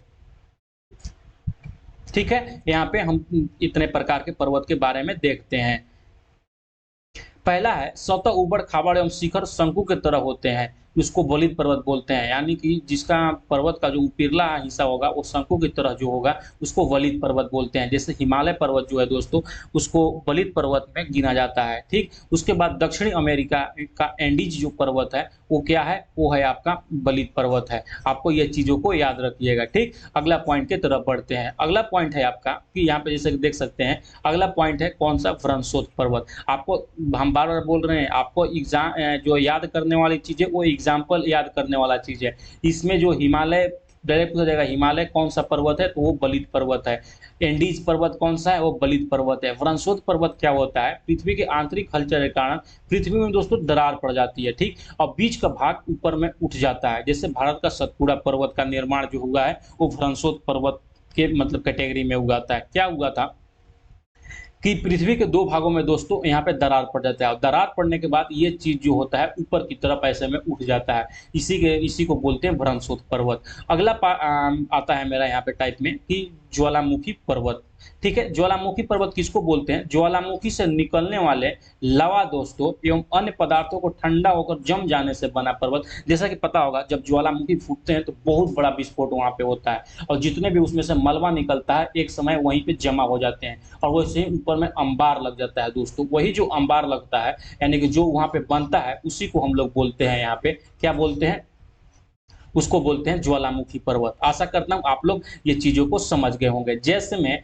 इटली का विसुवियस पर्वत और अंडमान निकोबार का वैरान द्वीप, ये दोनों ही ज्वालामुखी पर्वत का ये चीज उदाहरण है, ठीक है दोस्तों। अगला पॉइंट की तरफ हम लोग बढ़ते हैं। अगला पॉइंट आपका यहाँ पे है कि अवशिष्ट पर्वत। अवशिष्ट पर्वत किसको बोलते हैं, वलित पर्वतों के अत्यंत प्राचीन होने से दोस्तों अपर्दन के कारण ऊंचाई कम हो जाते हैं। देखिए हम बताते हैं, वलित पर्वत में क्या बताएं, जो ऊपर का जो हिस्सा होता है दोस्तों वो शंक्वाकार होता है, नुकीला टाइप के होता है, इसको वलित पर्वत बोलते हैं। लेकिन बहुत समय हो जाने के बाद जो उसमें अपर्दन की क्रिया होती है, इसमें भी काट छाट होने लगती है, आपस में रगड़ होने के कारण, वायु से रगड़ होने के कारण ये टूटने लगती है, और जिससे वजह से इसकी ऊंचाई कम हो जाती है। और जब ऊंचाई कम हो जाती है ना तो उसको बोलते हैं अपशिष्ट पर्वत, और शिष्ट पर्वत ही इसको बोलते हैं। जैसे अरावली का पर्वत, अरावली के पर्वत भी पहले जो हुआ होगा वो वलित पर्वत में हुआ होगा, लेकिन इसमें अपर्दन की क्रिया होने के कारण इसकी हाइट कम हो गई, इसीलिए इसको हम बोलते हैं अरावली पर्वत, यानी कि अवशिष्ट पर्वत में उसका काउंट होने लगा, ठीक। अगला पॉइंट निकल कर आता है आपका दिशाएं। यहाँ पे वैसा कुछ भी मतलब इसमें उतना पॉइंट नहीं है कि बिहार के पूर्व में बंगाल की खाड़ी, पश्चिम में अरब सागर, उत्तर में हिमालय पर्वत और दक्षिण में हिंद महासागर है दोस्तों, ठीक है। आप लोग ये चीज़ों को याद रखिएगा, ये बिहार नहीं, यहाँ पे दोस्तों भारत कर लीजिएगा, ये गलत से यहाँ पे लिख गया है। और कि बिहार को भी थोड़ा सा दूर से देखिएगा तो ये भी चीज़ें हो जाती हैं, लेकिन यहाँ भारत कर लीजिएगा तो और ज़्यादा सटीक हो जाएगा, ठीक। अगला पॉइंट की तरफ बढ़ते हैं। अगला पॉइंट है पृथ्वी और ग्लोब, ठीक। चैप्टर नंबर 6 यहाँ पे आता है। ग्लोब पर यहाँ पे एक्चुअल में सवाल यही पूछा जाता है कि ग्लोब पर दोस्तों पेड़ और पहाड़ों और नदियों को किस रंग से दर्शाया जाता है, तो ये मोस्ट इंपोर्टेंट होगा। एक ही दो पॉइंट होगा लेकिन ये इंपोर्टेंट पॉइंट होगा। पृथ्वी और ग्लोब, ग्लोब पर नीला रंग से दोस्तों सागर एवं महासागर को दर्शाते हैं, ठीक। पृथ्वी पर कुल 7 महादेश हैं दोस्तों, और कुल 7 यहाँ पे महादेश कर लीजिए, कुल 7 महादेश हैं और कुल 4 महासागर हैं, आपको पता होना चाहिए, ठीक। अगला पॉइंट की तरफ बढ़ते हैं कि भूमध्य रेखा पृथ्वी का 0 डिग्री होता है। 0 डिग्री यानी कि जब जहाँ पे भूमध्य रेखा यानी कि जहाँ से बीचों बीच पृथ्वी के 2 भागों में बढ़ती है उसको बोलते हैं भूमध्य रेखा। 23.5 डिग्री दोस्तों उत्तर अक्षांश को कर्क रेखा, और 23.5 डिग्री दक्षिणी अक्षांश को मकर रेखा बोलते हैं। पृथ्वी हो गई यहाँ पे, ये हो गई भूमध्य रेखा। 23.5 डिग्री यहाँ पे बढ़िएगा तो ये आपका हो जाएगा कर्क रेखा, और जस्ट उसके नीचे आ जाते हैं 23.5 डिग्री दोस्तों, तो इसको बोलते हैं मकर रेखा, ठीक है। आशा करता हूँ इतना आप लोगों को ज्ञान हो गया होगा। नेक्स्ट बढ़ते हैं। अगला है यहाँ पे कि पूर्व से पश्चिम की ओर खींची गई काल्पनिक रेखाएं दोस्तों अक्षांश रेखाएं बोलती है। जैसे आपको पता होगा पृथ्वी पर 2 काल्पनिक रेखाएं यानी जिसको ग्लोब मान लीजिए, ग्लोब पर एक पूर्व से पश्चिम रेखाएं यहाँ पे खींची गई हैं। इस तरीका से दोस्तों रेखाएं खींची गई हैं, ठीक। इस तरीका से रेखाएं खींची गई, और एक रेखाएं इस तरीका से रेखाएं खींची गई हैं। तो जो ये पूर्व से पश्चिम का दोस्तों रेखाएं हैं, यानी कि ये वाला जो रेखा आप देख रहे हैं, ये वाला रेखा, ये सब रेखा, इसको बोलते हैं अक्षांश, ठीक है। आप लोग को क्लियर हो रहा है चीज़ों को? इसको बोलते हैं अक्षांश। तथा उत्तर से दक्षिण की ओर जो रेखाएँ खींची गई, यानी कि ये जो लाइन देख रहे हैं आप, इसको बोलते हैं, हमको देशांतर बोलते हैं। आशा करता हूँ आप लोग ये चीज़ों को समझ गए होंगे। ठीक है, अगला पॉइंट की तरफ बढ़ते हैं। अगला पॉइंट है आपका, कुल 360 देशांतर रेखाएँ होती हैं दोस्तों। आपको मतलब अब ये भी तो होना चाहिए ना कि आप ये जो रेखा दोस्तों खींचे हैं, ये वाला जो रेखा खींचे हैं, आखिर ये टोटल कितनी रेखाएँ खींच सकते हैं? तो मैक्सिमम 360 खींच सकते हैं। ये चीज़ आप लोग याद रखिएगा, ठीक? अगला पॉइंट की तरफ बढ़ते हैं। अगला पॉइंट आपका निकल कर यहाँ पे आता है कि 0 डिग्री देशांतर को प्रधान मध्याह्न रेखा दोस्तों, और 180 डिग्री देशांतर को अंतर्राष्ट्रीय तिथि रेखा कहा जाता है। ये वीवीआई है, मोस्ट इंपोर्टेंट है, बहुत बार एग्जाम में ये चीज़ों को पूछा जा चुका है, इसलिए ये चीज़ को याद रखिएगा, ठीक। अगला पॉइंट है, पृथ्वी पर किसी स्थान का स्थिति एवं समय जानने के लिए देशांतर रेखाओं का उपयोग किया जाता है। अब डायरेक्ट आपसे सवाल पूछा जाएगा, पृथ्वी पर किसी भी स्थान की स्थिति या समय जानने के लिए किस चीज़ का प्रयोग किया जाता है? तो वो देशांतर रेखाओं का प्रयोग किया जाता है, न कि अक्षांश रेखाओं का। 2 देशांतर के बीच की दूरी दोस्तों होती है, वो होता है 4 मिनट। आप लोग यहाँ पे याद रखिएगा, ठीक। अगला पॉइंट की तरफ बढ़ते हैं। अगला पॉइंट जैसे कि यहाँ पे है, अंतर्राष्ट्रीय तिथि रेखा दोस्तों 180 डिग्री देशांतर के पश्चिम जाने पर 1 दिन बढ़ जाता है तथा पूरब जाने पर 1 दिन घट जाता है, तथा ध्रुवों पर यह 6 महीने दिन और 6 महीने रात होती है। तो ये सारा कुछ जो मतलब तय होता है 180 डिग्री देशांतर, जिसको तिथि रेखा बोलते हैं, वहाँ से अगर के आप पूरब में इधर में जाइएगा, जैसे 180 डिग्री देशांतर ये हो गया, अगर ये ग्लोब हुआ तो इसका ये देशांतर हुआ दोस्तों। अगर के इधर में जाइएगा तो आपको एक दिन बढ़ जाता है, और अगर के आप पश्चिम में जाइएगा तो 1 दिन आपका यहाँ पे घट जाएगा। आशा करता हूँ ये चीज़ें आप लोग समझ गए होंगे, ठीक। अगला चैप्टर आता है मानचित्र का अध्ययन दोस्तों। मानचित्र का अध्ययन में आपको कलर का ज्ञान बहुत होना ज़रूरी है, और कलर का ज्ञान नहीं ना है तो फिर वहाँ पे मानचित्र में बहुत प्रॉब्लम होगा। मानचित्र यही सवाल भी पूछता है आपका कॉम्पिटिटिव एग्जाम में कि कौन सा कलर से किसको दर्शाया जाता है। मानचित्र में जलाशयों को दोस्तों, यानी कि जहाँ भी पानी का अंश होगा ना, उसको नीला से हम लोग दर्शाएंगे, ठीक। और जो पर्वत होगा दोस्तों, यानी उसको हम भूरा रंग से दर्शाएंगे, तथा पत्थर को पीला रंग से, जहाँ पे बड़ा बड़ा पत्थर दर्शाना है, चट्टान दर्शाना है, उसको हम पीला रंग से बताएंगे, ठीक। अब मैदान को, यानी कि घास होता है मैदान पर, इसलिए उसको हरा रंग से हम दर्शाएंगे। आशा करता हूँ आप लोग समझ गए होंगे। अब अगला चैप्टर निकल कर आता है हमारा राज्य बिहार, ठीक। आज हम इसको खत्म ही कर देते हैं। हमारा राज्य बिहार, बिहार के बारे में कुछ मतलब ओवरव्यू जानकारी लेना है क्लास 6 के चैप्टर नंबर 8 में। बिहार में दोस्तों 9 प्रमंडल है, 38 जिला है और 534 प्रखंड है। आपसे पूछा जाता है कि बिहार में कुल कितने प्रमंडल हैं, तो 9 प्रमंडल है, और 38 जिला तो सब लोग जानता होगा, और 534 यहाँ पे आपका प्रखंड हो जाता है। अगला पॉइंट है कि वाल्मीकि नगर अभ्यारण्य दोस्तों पश्चिमी चंपारण में बाघ के लिए प्रसिद्ध है। ये मोस्ट इंपोर्टेंट है, आपको भूलिएगा नहीं, याद रखिएगा। अगला पॉइंट निकल कर यहाँ पे आता है कि जनसंख्या में उत्तर प्रदेश एवं महाराष्ट्र के बाद बिहार का तीसरा स्थान है। जनगणना 2011 के अनुसार सबसे ज़्यादा जो जनसंख्या है वो उत्तर प्रदेश का है, फिर महाराष्ट्र का है, उसका बाद तीसरा स्थान जो आता है, यानी कि 3rd नंबर जो आता है वो बिहार का आता है, ठीक है। अगला पॉइंट की तरफ बढ़ते हैं। अगला पॉइंट आता है कि समस्तीपुर, मुजफ्फरपुर, वैशाली जिला तंबाकू के लिए प्रसिद्ध है दोस्तों बिहार में, जिसे सरेसा क्षेत्र बोला जाता है। बिहार में सरेसा क्षेत्र का ही मतलब जब भी बोलिएगा आप सरेसा क्षेत्र, तो इसका मतलब यही होगा कि आप तंबाकू के बारे में बात कर रहे हैं, यानी कि समस्तीपुर, मुजफ्फरपुर और वैशाली के क्षेत्र के बारे में बात कर रहे हैं। तो यहाँ पे आपका चैप्टर नंबर 8 क्लियर होता है। अब चैप्टर नंबर यहाँ पे दोस्तों चैप्टर नंबर 9 स्टार्ट होता है आपका बिहार दर्शन से। इसमें देखते हैं क्या कुछ आपका फैक्ट दिया गया है। मुचलिंद सरोवर दोस्तों कहाँ पर स्थित है, वो बोधगया में स्थित है, आप लोग याद रखिएगा। अगला पॉइंट आता है फल्गु नदी के तट पर विष्णुपद मंदिर स्थित है, जिसे अहिल्याबाई होलकर ने बनवाई थी। जिसको भी इसका पीडीएफ चाहिए दोस्तों, या जो भी शिक्षक बहाली का तैयारी कर रहे हैं उनको नोट्स चाहिए, कंप्लीट नोट्स जो कि आपको परीक्षा पास कराने का हैसियत रखता है, ऐसा नोट्स चाहिए दोस्तों, तो मैं बस डायरेक्ट दिए गए नंबर पर दोस्तों हमको यहाँ पे मैसेज कर दीजिए आप। मैं यहाँ पे आपको एक नोट्स प्रोवाइड करूँगा, कोई सा भी हो, आप 6 से 8 के लिए हो, या 9 से 10 के लिए हो, या 11-12 के लिए, कोई भी बुक का आपको नोट्स चाहिए तो इस नंबर पे हमको व्हाट्सएप कर दीजिएगा। हम वहाँ पे एक बेहतरीन नोट्स आपको बनाए हुए हैं, जैसे कि आप ये पीडीएफ को ही देख लीजिए, ये भी इसी में इंक्लूड होगा, हम आपको देंगे ताकि आपको कम समय में अच्छा वहाँ पे जानकारी मिल सके, ठीक है दोस्त। तो दिए गए नंबर पे आप हमको व्हाट्सएप कर सकते हैं, 9176 800 345 ये नंबर है। ठीक, अगला पॉइंट की तरफ आते हैं। अगला पॉइंट है कि राजगीर के पहाड़ियों में गंधक पाया जाता है। ये क्या है? राजगीर के पहाड़ियों में तो गंधक वहाँ पाया जाता है। शांति का स्तूप कहाँ पे दोस्तों स्थित है? तो वो राजगीर में स्थित है। जल मंदिर जो है पावापुरी में स्थित है, जहाँ भगवान महावीर का महापरिनिर्वाण हुआ था। महापरिनिर्वाण कहाँ हुआ था भगवान महावीर का? पावापुरी में। वहीं पे जल मंदिर स्थित है। अब एक सवाल पूछा जाता है, ककोलत जलप्रपात जो दोस्तों है कहाँ पे स्थित है? वो नवादा जिला में स्थित है। कहाँ पे है ये? ये ठंडा जलप्रपात है, याद रखिएगा। अगला पॉइंट निकल के आता है चैप्टर नंबर 10। चैप्टर नंबर 10 है बिहार दर्शन 2। तो इसीलिए हम बोलते हैं, देखिए यहाँ पर ये जो आप 3-4 चैप्टर देखें, बिहार दर्शन 1, बिहार दर्शन 2 और एक हमारा राज्य बिहार, ये जो 3 चैप्टर देखें दोस्तों, अगर के आप एनसीईआरटी केवल पढ़िएगा, एनसीईआरटी पढ़िएगा, तो ये 3 चैप्टर उसमें बिल्कुल ही दिया ही नहीं हुआ है। और सवाल इसी में से पूछ देगा आपको कि गोल घर का निर्माण कब हुआ था, उसका किस लिए निर्माण किया गया था, तो आप वहाँ पे आप मतलब नहीं जवाब दे पाइएगा। इसीलिए मोस्ट रिकमेंड करते हैं कि आप एससीईआरटी पढ़िए दोस्तों, क्योंकि देखिए जब एससीईआरटी पढ़िएगा ना, तो एनसीईआरटी और एससीईआरटी में दोनों में 90% दोस्तों कंटेंट सेम है। ठीक है, और जब इसको पढ़िएगा तो आप में इसमें बिहार के बारे में भी आपको समझ विकसित होगा।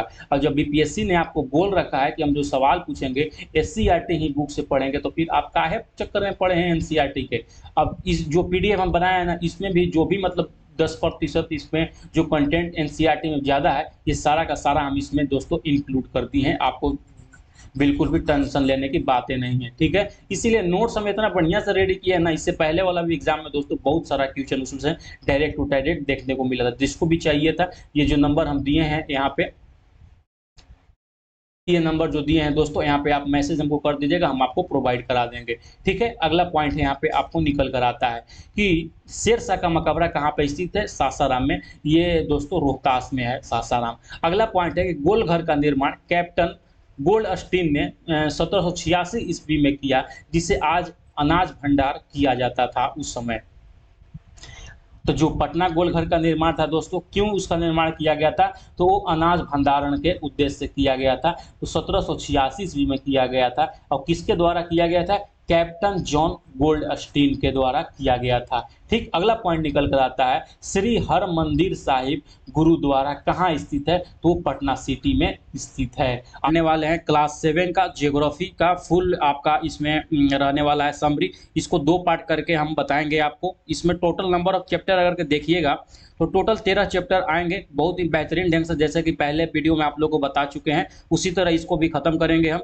ऑलरेडी चैनल पे दोस्तों इससे पहले क्लास 6 का जो भी समरी था ज्योग्राफी का, वो खत्म हो चुका है।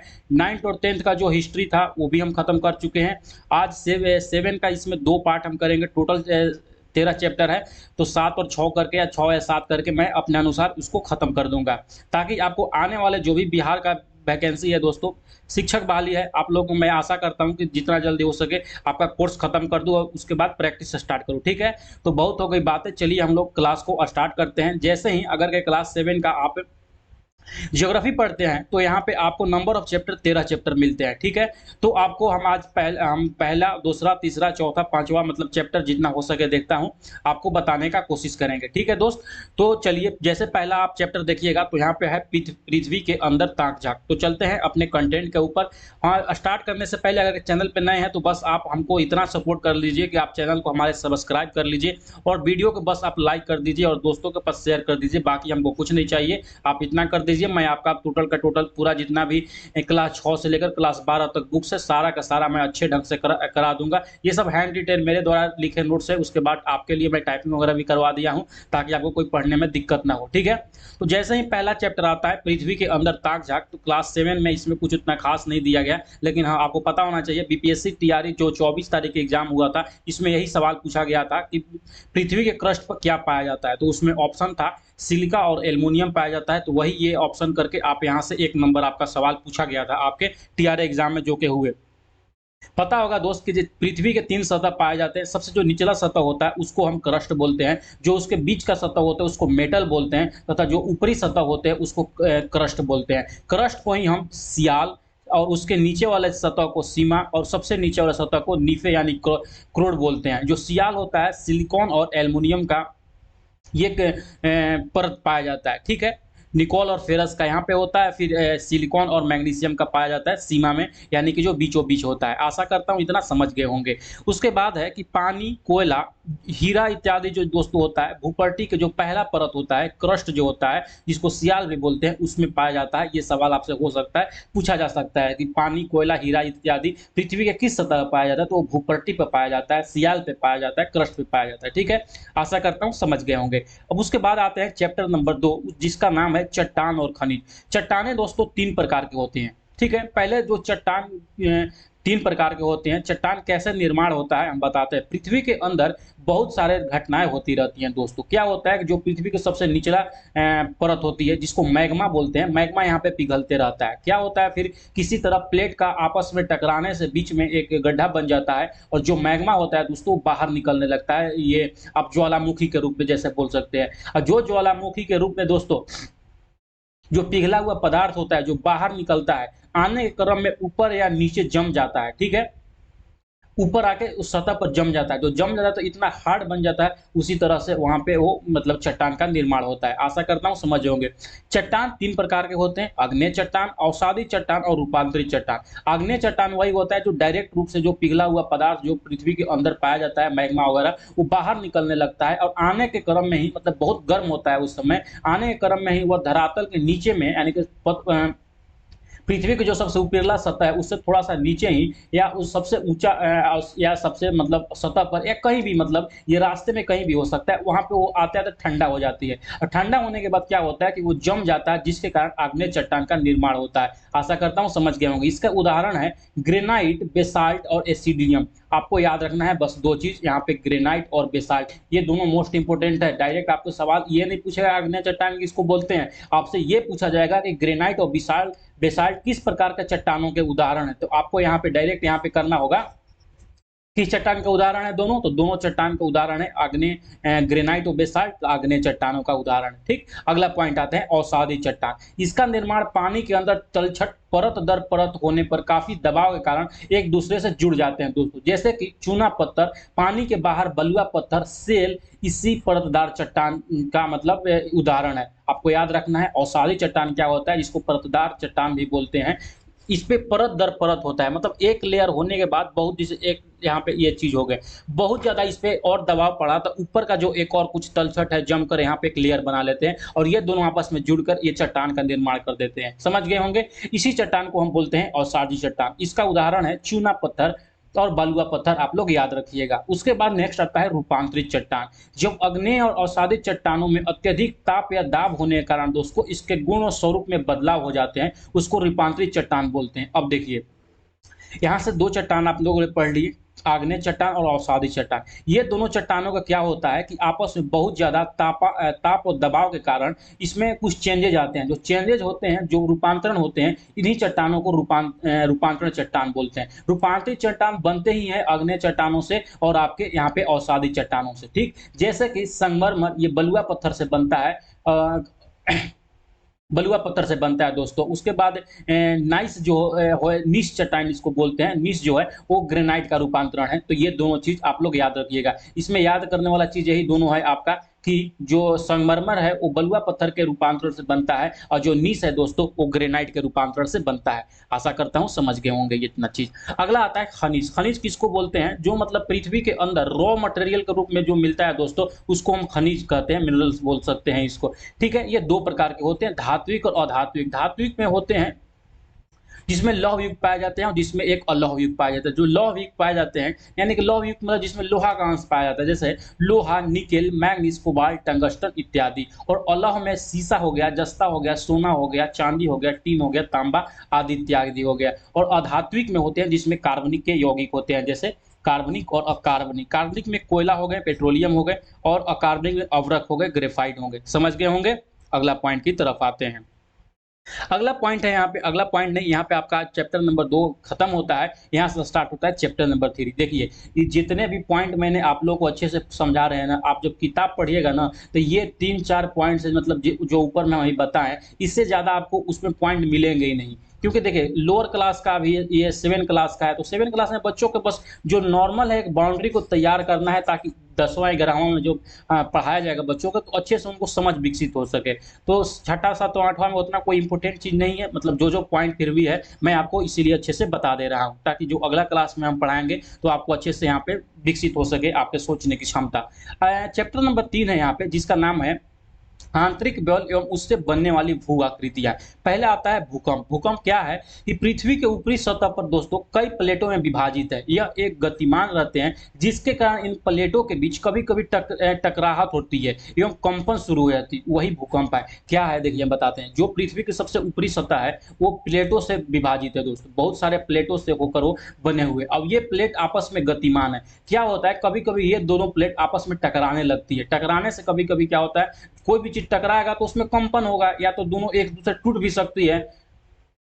ठीक है, तो ये जब आपस में टकराती है या रगड़ाती है तो उससे कंपन हो जाती है। उसी वही होता है कि पृथ्वी हिलने लगता है, तो उसी को हम भूकंप बोलते हैं। कभी ये तेजी से होने लगता है, मतलब ज्यादा टकराव होता है, कभी कम टकराव होता है तो कम होता है। भूकंप की तीव्रता यहाँ देखिए मोन इंपोर्टेंट पॉइंट है, सीस्मोग्राफ से मापते हैं। भूकंप की तीव्रता सीस्मोग्राफ से मापते हैं, और रिएक्टर पैमाना पर भूकंप की तीव्रता मापने की यह एक इकाई है। आप लोग याद रखिएगा, भूकंप की तीव्रता सीस्मोग्राफ से, और उसकी मापने की इकाई क्या है, तो उसको रिएक्टर पैमाने पर मापते हैं। यानी कि रिएक्टर पैमाने बोलते हैं ना, कि रिएक्टर पैमाने पर 5 के तीव्रता से भूकंप आया था, तो यानी कि उसका वो इंटेंसिटी बता रहा है वो चीज को। आप लोग समझ गए होंगे। अगला पॉइंट की तरफ आते हैं। अगला पॉइंट है कि पृथ्वी के सतह के नीचे वह स्थान जहां कंपन शुरू होता है उसको उद्गम केंद्र बोलते हैं, और उद्गम केंद्र के ऊपर भू सतह पर उसके निकटतम स्थान को अधिकेंद्र बोलते हैं।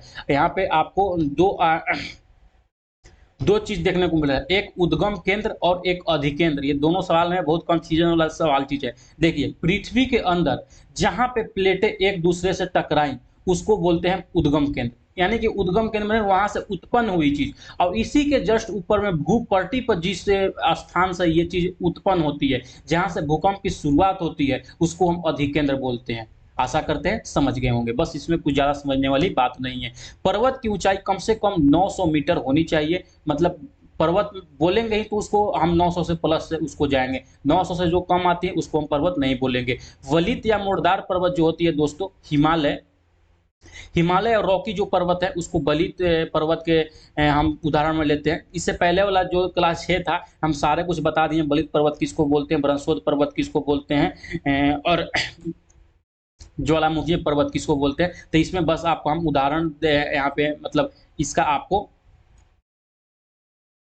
यहाँ पे बस एग्जाम्पल देख लीजिएगा, कहाँ से एग्जाम में आपको एग्जाम्पल ही पूछा जाता है। ठीक है, तो जैसे कि यहाँ पे एग्जाम्पल देखिएगा तो आता है बलित पर्वत। बलित पर्वत किसको बोलते हैं दोस्तों, बोलते हैं हम यहाँ पे हिमालय को और रॉकी को। व्रंसोद पर्वत या ब्लॉक पर्वत किसको बोलते हैं, तो यूरोप का ब्लैक फॉरेस्ट पर्वत है दोस्तों, इसको भी बोलते हैं हम व्रंसोद पर्वत। और जो सतपुड़ा पर्वत है ये भी व्रंसोद पर्वत है। ठीक है, अगला आता है संचयन पर्वत या ज्वालामुखी पर्वत।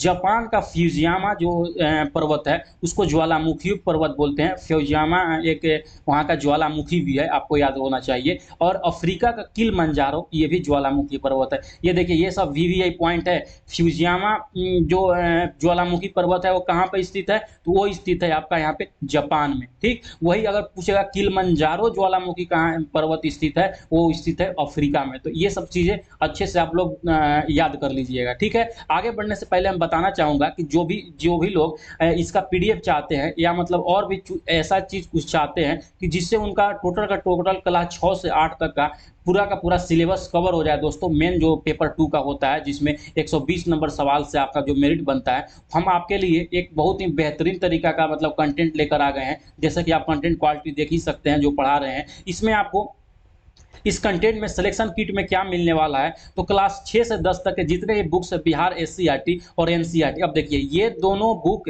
90% आपका सेम कंटेंट रखते हैं। हम एससीईआरटी इसीलिए फॉलो कर रहे हैं कि इसमें बहुत सारा चैप्टर बिहार के बारे में पढ़ने को मिलता है। अब ज्योग्राफी पढ़ रहे हैं तो बिहार का ज्योग्राफी भी इसमें पढ़ लीजिए, अगले आने वाले सवाल में मतलब क्लास में हम लोग पढ़ लेंगे। और जो कि एनसीईआरटी में पढ़िएगा तो उसमें नहीं आपको आएगा। अब और जो बिहार बीपीएससी करता है दोस्त, बिहार से भी सवाल पूछता है, इसीलिए हम एससीईआरटी फॉलो लोग किए हैं ज़्यादा करके। एनसीईआरटी दोनों मतलब 90% कंटेंट सेम है, तो जो भी ज़्यादा है हम एक ही मतलब पीडीएफ में इसको इंक्लूड कर दिए हैं, आपको हम देंगे। उसके बाद बीपीएससी का जितने भी एग्जाम हुए आज तक, उसको चैप्टर वाइज हम आपको एमसीक्यूज के रूप में क्वेश्चंस दे देंगे, ताकि बार बार आप प्रैक्टिस करके अच्छा से बेहतर स्थिति में हो सके।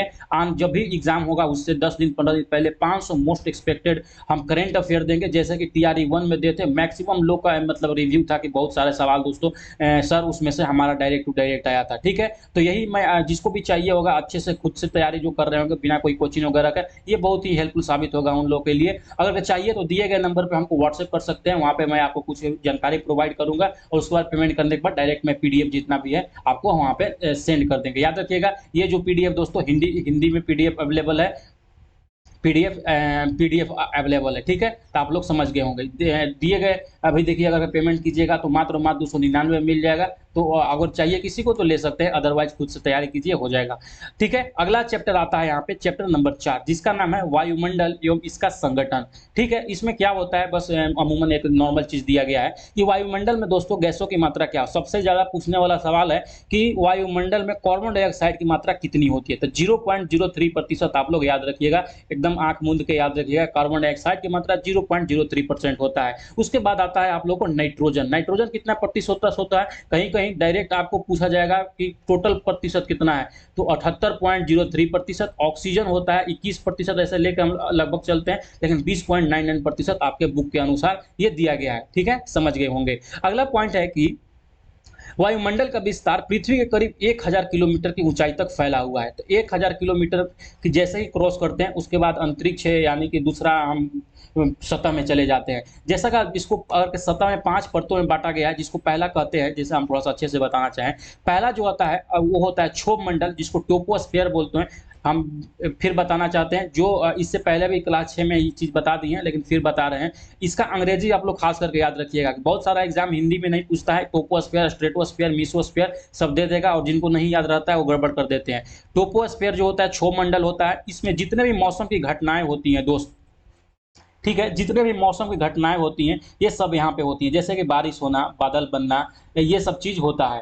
ठीक, ये एवरेज हाइट इसका जो होता है वो 13 किलोमीटर विषुवत रेखा पर होता है, और जो मतलब टोटल ओवरऑल लेकर चले तो ये 8 किलोमीटर की ऊंचाई तक पाया जाता है। उसके बाद आता है समताप मंडल, जिसको बोलते हैं स्ट्रेटोस्फेयर या ओजोन मंडल। ठीक है, इसमें वायुयान जो हम मतलब इंडिगो बैठते हो आप लोग, हवाई जहाज जो है वो वायुयान जो उड़ते हैं वो समताप मंडल में उड़ते हैं। पृथ्वी के सतह से ये 50 किलोमीटर की ऊंचाई तक पाया जाता है। उसके बाद यहाँ पे है मध्य मंडल, जिसको मेसोस्फीयर बोलते हैं या उष्ण मंडल भी बोलते हैं, जिसमें सबसे सवाल देखिए, ये बीपीएससी में पूछा गया सवाल है कि पृथ्वी वायुमंडल के किस सतह में उल्कापिंड की घटनाएं होती हैं। वो होती है, यहाँ पे देखिए, उल्कापिंड की जो घटनाएं होती हैं वो होती है मीसोस्फीयर में, मध्य मंडल में, आप लोग याद रखिएगा। उसके बाद जो नेक्स्ट मंडल आता है वो आयन मंडल आता है, थर्मोस्फीयर होता है। इसमें क्या होता है कि जो भी रेडियो तरंगों से संबंधित चीज होता है, जैसे रडार का चलना, टीवी मोबाइल का चलना, जो भी मतलब तरंग से संबंधित चीज है, यानी कि जो कनेक्टिविटी से चीज रिलेटेड है, वो सारा का सारा आपका आयन मंडल में हो जाएगा यहाँ पे। ठीक है, तो याद रखिएगा। उसके बाद आता है आपका एक्सोस्फीयर, जिसको बहिर्मंडल बोलते हैं। इसमें जो मुख्य घटना है, ये कृत्रिम उपग्रह, हीलियम, हाइड्रोजन इत्यादि जो पाया जाता है वो एक्सोस्फीयर में पाया जाता है। जो आपका जो सैटेलाइट वगैरह होता है, कृत्रिम उपग्रह होता है, वो भी बहिर्मंडल में आपका काम करता है। ठीक है, आशा करता हूँ इतना समझ गए होंगे। बस आप लोग ये सब चीज़ याद रखिएगा कि जो मौसमी घटनाएं होती है क्षोभ मंडल में होती है, वायुयान जो उड़ती है समताप मंडल में होती है, उल्कापिंड जो पाया जाते हैं मध्य मंडल में, रेडियो तरंगे आयन मंडल में, और कृत्रिम उपग्रह वगैरह जो होता है वो बहिर्मंडल में होता है। ठीक है, उसके बाद आता है यहाँ पे चैप्टर नंबर 5 आपका। चैप्टर नंबर 5 में दोस्तों पानी के बारे में कुछ बताया गया है कि बिन पानी सब शून्य, मतलब पानी के बारे में कुछ है वहां पे पढ़ने को, आप जब पढ़िएगा। तो पृथ्वी पर कुल 71% जलमंडल है, जिसमें मात्र 0.3% पानी पीने योग्य है। इसीलिए सरकार और हम लोगों को ये कोशिश करना चाहिए कि पानी का जितना से जितना हो सके बचत कीजिए। ठीक, जल संरक्षण दिवस कब मनाया जाता है, तो वो 22 मार्च को मनाया जाता है। कांवर झील दोस्तों बेगूसराय, बिहार के बेगूसराय जिले में पाया जाता है, और बरेला झील जो है वो लखीसराय में है। देखिए, ये दोनों चीज अगर के आप जब ये पढ़िएगा दोस्त, एनसीईआरटी जब पढ़िएगा, तो ये दोनों चीजें वहां पे नहीं देखने को मिलेगा। कांवर झील कहाँ पे है और बरेला झील कहाँ पे, इसीलिए हम बोलते हैं आपको एससीईआरटी पढ़ा कीजिए, सुपर किताब है, कोई दिक्कत नहीं होगी। ठीक, इसमें आपको देखने को मिलेगा यहाँ पे कहाँ-कहाँ दोनों बता दिए, ठीक है। अगला पॉइंट है यहाँ पे कि सूर्य एवं चंद्रमा के गुरुत्वाकर्षण के कारण ज्वार भट्टा उत्पन्न होते हैं। जल की ऊंचाई की ऊपर चढ़ना ज्वार कहलाता है एवं उतरना भट्टा कहलाता है। यह 24 घंटा में 2 बार होता है। आपसे सवाल यही पूछा जाएगा डायरेक्ट कि ज्वार भाटा उत्पन्न होने का मेन कारण क्या है? तो आपका बस डायरेक्ट यही आंसर होना चाहिए, सूर्य और चंद्रमा। सूर्य और चंद्रमा का दोस्तों आपस में गुरुत्वाकर्षण के कारण ज्वार भाटा उत्पन्न होते हैं। जब पानी समुद्र के तल से मतलब जो किनारा होता है जब ऊपर चढ़ता है तो उसको हम बोलते हैं क्या? ज्वार बोलते हैं, ठीक। और यही जब पानी लौट कर समुद्र में जाने लगती है तो उसको भाटा बोलते हैं। ये 24 घंटे में 2 बार होता है। आप लोग ये चीजों को भी सारा चीज अच्छे से याद रखिएगा, ठीक। आते हैं अगला चैप्टर की ओर। यहाँ पे आपका इस चैप्टर में बस इतना ही मेन पॉइंट दिया गया था। अगला चैप्टर आपका निकल के आता है हमारा पर्यावरण। उसमें नॉर्मली चीज पर्यावरण के बारे में बताया गया है, तो उतना इंपॉर्टेंट चीज नहीं था, बस यही था सजीवों का आपसी एवं पर्यावरण के बीच के जो निर्भरता है दोस्तों, डिपेंडेंसी है। जैसे कि हम भी पेड़ पौधे पर बहुत निर्भर रहते हैं, पेड़ पौधे भी हम लोग पर निर्भर रखते हैं। तो इसी को जो मतलब रिलेशन चलता है, पारस्परिक जो निर्भरता हम लोग है उसको पारितंत्र बोलते हैं, इकोसिस्टम इसको ही बोलते हैं। तो समझ गए होंगे। अगला चैप्टर निकल के आता है आपका जीवन का आधार पर्यावरण, ठीक है। जीवन का आधार पर्यावरण। मानव सामान्यतः 60 डेसिबल तक सुन सकता है। ये सवाल पूछा गया है आपसे कि मैक्सिमम जो मनुष्य का सुनने श्रवण क्षमता होती है वो 60 डेसिबल होते हैं। इसके ऊपर जब होगी दोस्तों तो वो हो जाएगा ध्वनि प्रदूषण। जैसे डीजे वगैरह बजाते हैं तो वो मतलब सुन तो सकते हैं, लेकिन उसके बाद जो होने लगता है वो ध्वनि प्रदूषण की कैटेगरी में आ सकता है, आ जाएगा। ये सवाल आपसे पूछा जा सकता है, तो याद रखिएगा। सोंस जो डॉल्फिन है दोस्तों वो राष्ट्रीय जलीय जीव घोषित किया गया है, ठीक। यह जीव गंगा नदी में पाया जाता है। इसका प्रमुख खाद्य जो है नदियों का कचरा है, इसीलिए गंगा के किनारे बिहार में गंगा नदी डॉल्फिन का उसका विकास किया जा रहा है, आपको पता होगा, ठीक है। आगे आते हैं चैप्टर नंबर 8 मानव पर्यावरण अंतःक्रिया लद्दाख प्रदेश में जनजीवन। इसका आपको यहाँ पे पढ़ना है, यानी कि लद्दाख के लोगों का क्या जनजीवन है उसको थोड़ा सा बताया गया है आपके बुक्स में। लद्दाख की द्रास घाटी में अच्छी किस्म का जीरा पैदा होता है, याद रखिएगा। जीरा का पैदावार कहाँ पे होता है? लद्दाख के द्रास घाटी में। सिंधु नदी लद्दाख से होकर बहती है एवं श्योक, नुब्रा, छो आदि बड़ी नदियां हैं। श्योक, नुब्रा, छो आदियां कहाँ की नदियां हैं? तो लद्दाख की नदियां हैं, आप लोग याद रखिएगा। अगला पॉइंट है दोस्त की काराकोरम दर्रा कश्मीर को तिब्बत से जोड़ता है, आप लोग इसको भी याद रखिएगा। लद्दाख में प्रमुख निवासी ईरानी एवं मंगोल प्रजाति के हैं। ईरानी प्रजाति के लोग बल्टोरा कहलाते हैं जो मुसलमान हैं। यहाँ पे जो मेन वहाँ के निवासी हैं लद्दाख में वो ईरानी और मंगोलियन है, ठीक। जो ईरानी प्रजाति के लोग हैं उनको बोलते हैं बल्टोरा। आपसे डायरेक्ट यही पूछ लेगा कि बल्टोरा का इनमें से क्या समझते हैं बल्टोरा से, और 4-5 ऑप्शन दे देगा। तो वहाँ पे तो जब से नहीं पढ़े रहिएगा तो आप कंफ्यूज हो जाइएगा क्या कि मारे क्या, ठीक। अगला पॉइंट है कि मंगोल प्रजाति के लोग बौद्ध धर्म के अनुयायी हैं, ये आप लोग याद रखिएगा। ईरानी जो लोग हैं वो मुस्लिम हैं जिनको बल्टोरा बोलते हैं, और जो ये मंगोलियन है वो बौद्धिस्ट हैं, बौद्ध धर्म के पालन करते हैं। अगला है कि लद्दाख में बौद्ध मठों को गोम्पो कहा जाता है। ये देखिए मोस्ट इंपोर्टेंट है आपका। गोम्पो क्या बोलते हैं? लद्दाख में जो बौद्ध मठ है उसको गोम्पो कहा जाता है, ठीक। हेमिस थिक से लामा युक्त प्रसिद्ध बौद्ध मठ है। कौन कौन सा? हेमिस, देखिए हेमिस एक राष्ट्रीय उद्यान भी है वहाँ पे, और हेमिस बौद्ध मठ भी है, ये भी याद रखिएगा। हेमिस थिक से और लामा युक्त वहाँ का मतलब प्रसिद्ध बौद्ध मठ है आपका। अगला पॉइंट की तरफ बढ़ते हैं। अगला पॉइंट है यहाँ पे चैप्टर नंबर 9 आपका स्टार्ट होता है कि मानव पर्यावरण अंतःक्रिया थार प्रदेश में जनजीवन, इसको हमको देखना है, ठीक। यहाँ पे थार गुजरात एवं राजस्थान में पड़ता है, जैसे सबको पता होगा थार मरुस्थल कहाँ पे है। कुछ हिस्सा उसका राजस्थान में पड़ता है, जो मेजर हिस्सा है वो मतलब कुछ हिस्सा गुजरात में पड़ता है, जो मेजर हिस्सा उसका है राजस्थान में पड़ता है। थार रेगिस्तान में दोस्तों बबूल, खजूर, खेजड़ी, नागफनी इत्यादि वनस्पतियां पाई जाती है। इनकी पत्तियां चिकनी, छोटी और मोटी होती है, ठीक है।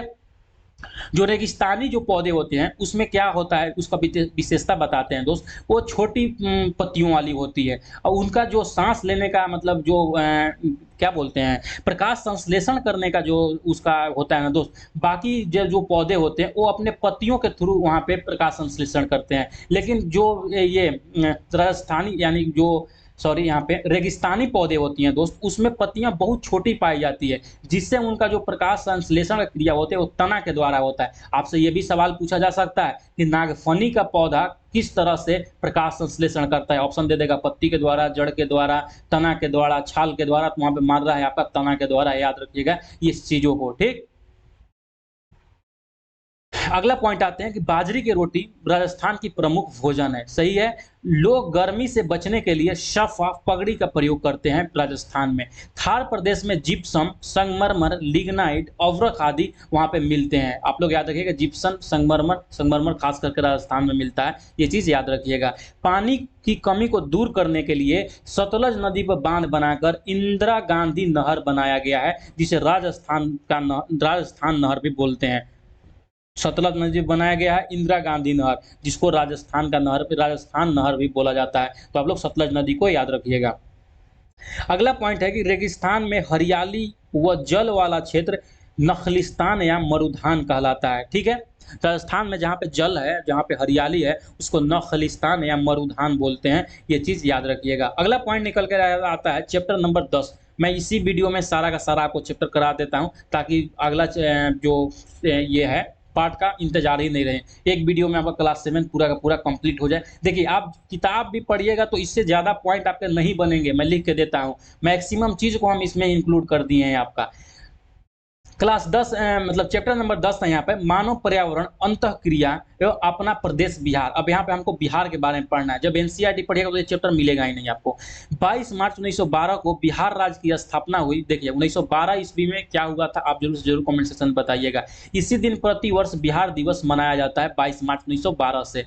ठीक है, यहाँ वर्षा बंगाल की खाड़ी के मानसून के कारण होता है। बिहार में जो वर्षा होती है अप्रैल मई के महीनों में वर्षा होने के कारण आम के फल में तेजी से बढ़ने लगते हैं, जिसे मैंगो शावर कहते हैं। मैंगो शावर क्या है, तो अप्रैल मई के महीनों में दोस्तों बिहार में ये बारिश होती है, जिससे आम को फल को बहुत ही मतलब फायदा होती है। इसी को मैंगो शावर बोलते हैं। ठीक, बिहार की जलवायु उपोष्ण कटिबंध की है। मोस्ट इंपोर्टेंट है, कैसा है बिहार की जलवायु, उपोष्ण कटिबंध। बिहार में जो 75% भूमि कृषि योग्य है और बाकी 12% भूमि बंजर है, यानी वहां पे कुछ भी नहीं होता। अगला पॉइंट निकल कर आपका आता है कि भागलपुर में सिल्क, पूर्णिया में जूट, गया में सूती वस्त्र और पूर्वी चंपारण में बटन बनाने के उद्योग फेमस है। और मुंगेर में सिगरेट कारखाना है, जबकि बरौनी में तेल शोधक कारखाना है। तो ये चीज महत्वपूर्ण है, आपको एक बार इसको याद होना चाहिए।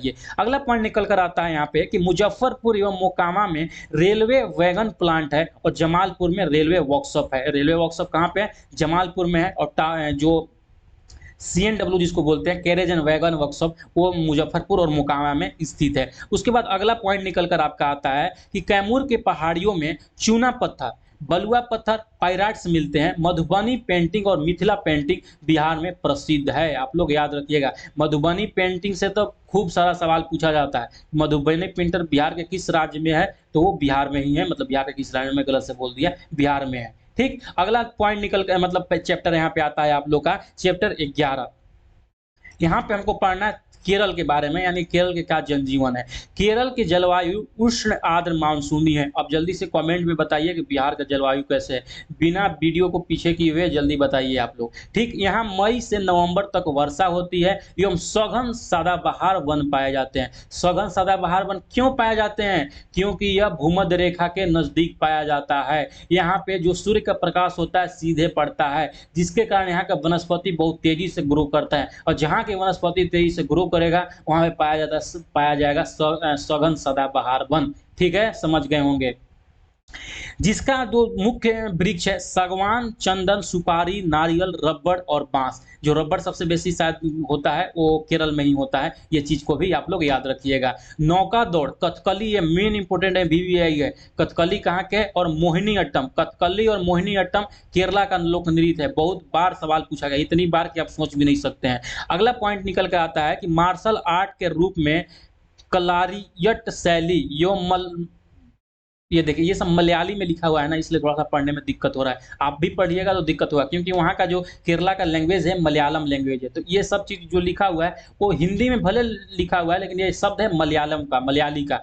कलियर पट जो शैली है, मलखम्ब जो यहाँ का है प्रसिद्ध खेल है ये, तो आप लोग ये दोनों चीज़ याद रखिएगा। शबरीमाला मंदिर कहाँ पे, बहुत पहले, अभी कुछ दिन पहले नहीं, हो गया लगभग 6 महीना, ये बहुत ही मतलब न्यूज़ का चर्चा का केंद्र था, क्योंकि इसमें महिलाओं को शायद प्रतिबंध किया गया था जाने से, मतलब हमको कंफर्म नहीं है, तो उसको रहने देते हैं। जो सबरीमाला का दो दोस्तों है, यह मंदिर कहाँ पे स्थित है, केरला में स्थित है। ठीक, अगला पॉइंट है कि कश्मीर की भांति यहाँ पे हाउस बोट भी मिलता है। हाउस बोट होने का 2 ही राज्य में होता है, एक केरला में होता है और एक जम्मू कश्मीर में होता है, ये चीज़ याद रखिएगा। अगला आपका यहाँ पे चैप्टर निकल के आ रहा है जिसका नाम है मौसम और जलवायु। ठीक, चैप्टर नंबर 12 है। इसमें क्या कुछ पढ़ने वाला है थोड़ा सा हम बता देते हैं कि मौसम जो है किसी निश्चित स्थान पर निश्चित समय वायुमंडल में तत्कालीन दशा मौसम कहलाती है। मौसम और जलवायु दोनों मतलब अलग चीज़ है। जो मौसम होती है तत्कालिक दशा है, यानी क्षण क्षण पर क्षण, यानी कि 2-4 दिन 10 दिन पर बदलते रहता है, उसको मौसम बोलते हैं। और जलवायु जो दोस्तों है एक मतलब लंबे समय तक चलने वाला चीज़ है। मौसम की औसत दशा यानी कि एवरेज वहाँ पे क्या चीज़ कैसा मौसम रहता है उसको हम जलवायु बोलते हैं। तो दोनों ये अलग अलग चीज़ है, समझ लीजिएगा। ये तो खैर सवाल नहीं पूछेगा आपसे, लेकिन समझे रहिएगा तो जब पढ़ाने जाइएगा बच्चों को अच्छे से वहाँ पे एक्सप्लेन कर सकते हैं। जो जलवायु होता है ये लैंड्स फॉर्म पर डिपेंड करता है, यानी कि एल से लैटिट्यूड, अल्टीट्यूड, नियर फ्रॉम सी, यानी कि वो समुंदर से कितना पास है, वहाँ का जो हवा चल रहा है दोस्तों वो किस दिशा में चल रहा है, वहाँ पे जंगल क्या है, वो ओशियन करंट क्या है, गर्म मतलब जलधारा जिसको बोलते हैं, वहाँ का वर्षा कैसा है, वहाँ पे अगर के पर्वत वगैरह है कि नहीं, ये सब चीज़ों पर यहाँ का जो जलवायु, किसी भी क्षेत्र का जलवायु इसी पर आपका मतलब निर्भर करता है, जिसको नाम है लैंडफॉर्म। लैंडफॉर्म का यहाँ पे फुल फॉर्म जैसे आपको बता दिए हैं। ठीक है, उच्च दाब से निम्न दाब की ओर वायु गति पवन कहलाती है। ठीक है, ये समझ गए होंगे पवन किसको बोलते हैं, उच्च दाब से, जहाँ पे मतलब उच्च दाब है, हवाएं उठ के जाना चाहें, जहाँ पे निम्न दाब हो। कोई भी चीज़ देखिए समझने के लिए क्या है कि जहाँ पे कोई चीज़ दबाएगा उसको, वो क्या सोचेगा कि हमें से निकल ले, कैसे भी कहीं के मतलब जहाँ फैल जाए चले जाए, तो उसी को हवा बोलते हैं। ठीक, अगला पॉइंट निकल के आता है कि पृथ्वी की सतह पर पड़ने वाली वायु का भार वायु दाब कहलाती है। ठीक है, जैसे ऊपरी वायुदाब और निचली वायुदाब, ये 2 चीज़ों हैं।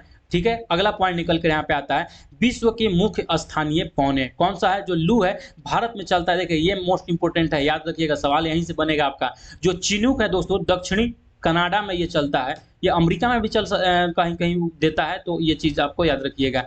विली विली जो है ऑस्ट्रेलिया में, पूर्वी ऑस्ट्रेलिया में है। टॉर्नेडो जो है अटलांटिक महासागरीय क्षेत्र का ये जल धारा है, स्थानीय पवन है। जो टाइफून है दोस्तों वह पूर्वी प्रशांत महासागरीय क्षेत्र का हवाएं हैं। और काल वैशाखी है जो बंगाल की खाड़ी, खास करके वेस्ट बंगाल और बांग्लादेश में ये चीज़ चलती है। ठीक है, ये सब सारे चीज़ों को याद रखिएगा। अगला है यहाँ पे कि पवन मुख्यतः 3 प्रकार के होते हैं, जिसको बोलते हैं स्थानीय पवन और मौसमी पवन। ठीक है, और फिर अगला है, यहाँ बताते हैं पहले स्थानीय पवन क्या होता है। पृथ्वी के घूर्णन के कारण उत्पन्न जो पवन होती हैं, वो उत्पन्न होती है पवन दोस्तों, उसको स्थानीय पवन बोलते हैं। आपको पता होगा जब पृथ्वी घूर्णन करती है तो उससे हवा उत्पन्न होती है, उसी को स्थानीय पवन हो गया वहाँ पे, जिसमें हम आ जाते हैं पछुआ पवन और पूर्वी पवन है यहाँ पे आपका, ये आपका उदाहरण हो गया। उसके बाद आता है मौसमी पवन। पवन की दिशा मौसम अथवा ऋतु के अनुसार बदलती रहती है, उसको मौसमी पवन बोलते हैं।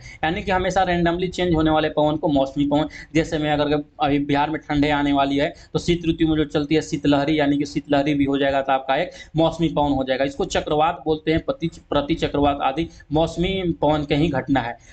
स्थलीय समीर क्या होता है, जब हवा जो है स्थल से समुद्र की ओर चलने लगती है, ये क्रिया रात में होती है, उसको स्थलीय समीर बोलते हैं। ठीक, और समुद्री समीर क्या होता है, हवा जब समुद्र से स्थल की ओर आने लगता है तो उसको, ये दिन में क्रिया होता है, उसको हम लोग बोलते हैं समुद्री समीर। ठीक है, समुद्री समीर मतलब समुद्र से स्थल की ओर, उसको बोलते हैं समुद्री समीर। स्थलीय समीर मतलब होता है जब स्थल से हवाएं समुद्र की ओर जाने लगती हैं, उसको बोलते हैं हम स्थलीय समीर। स्थलीय समीर और समुद्री समीर बहुत इंटरेस्टिंग टॉपिक है, कहीं बताएंगे हम कि किस तरह से ये घटना घटती है। अगला पॉइंट निकल के आता है चक्रवात।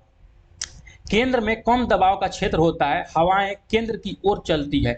भारत में 210 में काल वैशाखी एवं लैला नामक 2 चक्रवात आए थे। देखिए यहाँ पे सबसे महत्वपूर्ण जो आपका यहाँ पे चीज़ दिया गया है दोस्तों, वो दिया गया है आपका, क्या दिया गया है कि जो केंद्र होती है कम दबाव का केंद्र होता है यहाँ पे आपका जो ये होता है चक्रवात का केंद्र वो कम दबाव का क्षेत्र होता है और हवाएं जो होता है केंद्र की ओर चलने लगती है। जो भारत का दो गो मतलब चक्रवात फेमस है 2010 में काल वैशाखी एवं लैला, ये दोनों चक्रवात है। भारत में अधिकांश चक्रवात अरब सागर और बंगाल की खाड़ी से उत्पन्न होते हैं। डायरेक्ट सवाल आपसे यही पूछा जाएगा वहां पे कि क्या कि भारत में जो अधिकांश चक्रवात आती हैं किस कारणों से आती हैं, वो आते हैं अरब सागर से और बंगाल की खाड़ी से। चक्रवात अब देखिए, अब भारत के अगल बगल में यही दो है ही है, अरब सागर है और बंगाल की खाड़ी है। हिंद महासागर है तो वो तो खैर अलग चीज हो गई अपना, ठीक है, समझ गए होंगे। अगला पॉइंट निकल के आता है आपको कि उत्तरी गोलार्ध में उत्पन्न चक्रवात की दिशा, सॉरी यहाँ पे उत्तरी गोलार्ध में दोस्तों, यानी कि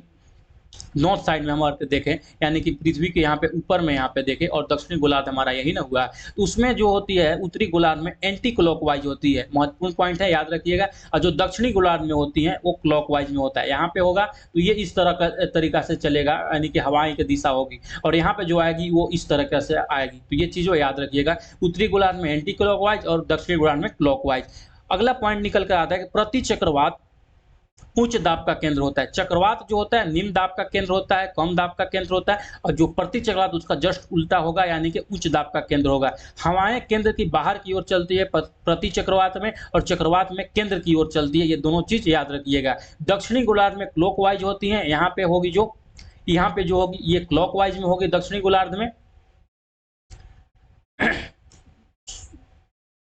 और सॉरी यहाँ पे दोस्तों, यहाँ पे हम गलत बोल दिए, यहाँ पे उत्तरी गोलार्ध होगा, यानी कि सारा चीज इसमें चक्रवात के विपरीत में चलता है। उत्तरी गोलार्ध में जैसे यहाँ पे एंटी क्लॉकवाइज था तो यहाँ पे क्लॉकवाइज हो जाएगा, दक्षिणी गोलार्ध में यहाँ पे एंटी क्लॉक हो जाएगा।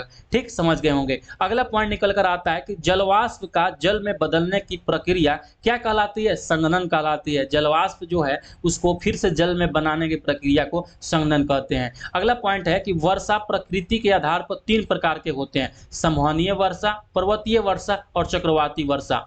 जो विषुवतीय प्रदेशों में वर्षा होती है उसको संवहनीय वर्षा बोलते हैं, और जो पर्वतीय क्षेत्रों में होती है उसको पर्वतीय वर्षा बोलते हैं। और चक्रवाती वर्षा किसको बोलते हैं कि जब निम्न दाब का क्षेत्र भरने के लिए विभिन्न दिशाओं की पवनें आती हैं जिससे आर्द्रता संघनित होकर वर्षा होती है, उसको बोलते हैं चक्रवाती वर्षा। यह वर्षा उष्णकटिबंधीय क्षेत्र में होती है। जैसे आपको बताया अभी ऊपर में कि जो हवाएं होती हैं उच्च दाब से निम्न दाब की ओर चलती हैं। जहां जिस क्षेत्र में भी निम्न दाब का केंद्र बन जाता है वहां पे तो अगल बगल की जो भी हवाएं होती है दोस्तों इस क्षेत्र की ओर बढ़ने के लिए मतलब भरने के लिए दौड़ी चली आती है, बहुत तेज गति से चलने आती है, और यहाँ पे आने पर अपने साथ आर्द्रता लेकर आती है जिसकी वजह से यहाँ पर बारिश होने लगती है। उसको बोलते हैं चक्रवाती वर्षा। ठीक है, कैटरीना क्या है? एक चक्रवात है, आप लोग याद रखिएगा, ये पूछ सकता है, हो सकता है। और यहाँ पे सबसे लास्ट चैप्टर आता है क्लास 7 का आपका कि क्या है कि मौसमी संबंधी उपकरण, सबसे 13 में सबसे लास्ट है। तो वहाँ पे एक ही पॉइंट सबसे इंपॉर्टेंट पॉइंट रहता है आपका कि वर्षा का मापन किस यंत्र से होता है, तो वो रेन गेज यंत्र से होता है।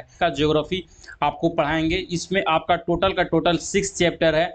हम कोशिश करेंगे कि बस आपका ये एक वीडियो में आपका टोटल का जितना भी इंपॉर्टेंट पॉइंट है दोस्त क्लास 8 का ज्योग्राफी से ताकि जो आपका आने वाला टीआरई एग्जाम है उसमें डायरेक्ट इसमें से पॉइंट देखने को मिले, बस वैसा ही पॉइंट आपको बताएंगे। ठीक, ये कंटेंट को रेडी करने में बहुत मेहनत किया गया है दोस्त, ताकि आपका जो भी आने वाला परीक्षा है उसमें से कोई भी सवाल आपसे बचे नहीं। अगर के क्लास 8 का जब आप ज्योग्राफी पढ़ते हैं एससीईआरटी बुक का, तो टोटल इसमें आप 6 चैप्टर आपको पढ़ने का मिलता है। जैसे कि यहाँ पे स्क्रीन पर देख सकते हैं सारे 6 चैप्टर का नाम लिखा है। अब इस चैप्टर में से जो भी आपका इंपॉर्टेंट पॉइंट है आपका एग्जाम के रिगार्डिंग सारा कुछ मैंने अच्छे से यहाँ पे लिख दिया है, ताकि आपको कोई ज़्यादा भटकने का जरूरत न पड़े और आपका एक बेहतरीन चीज़ एक जगह पर मिल जाए। ठीक है, तो चलिए हम क्लास को स्टार्ट करते हैं। इससे पहले बताना चाहेंगे कि जो क्लास 6 का और क्लास 7 का दोस्त ज्योग्राफी था ऑलरेडी कंप्लीट करा दिया गया है, तो चैनल पे उसका प्लेलिस्ट बनाया है, जाके वहाँ पर आप देख सकते हैं उसके प्रीवियस क्लास को। ठीक है,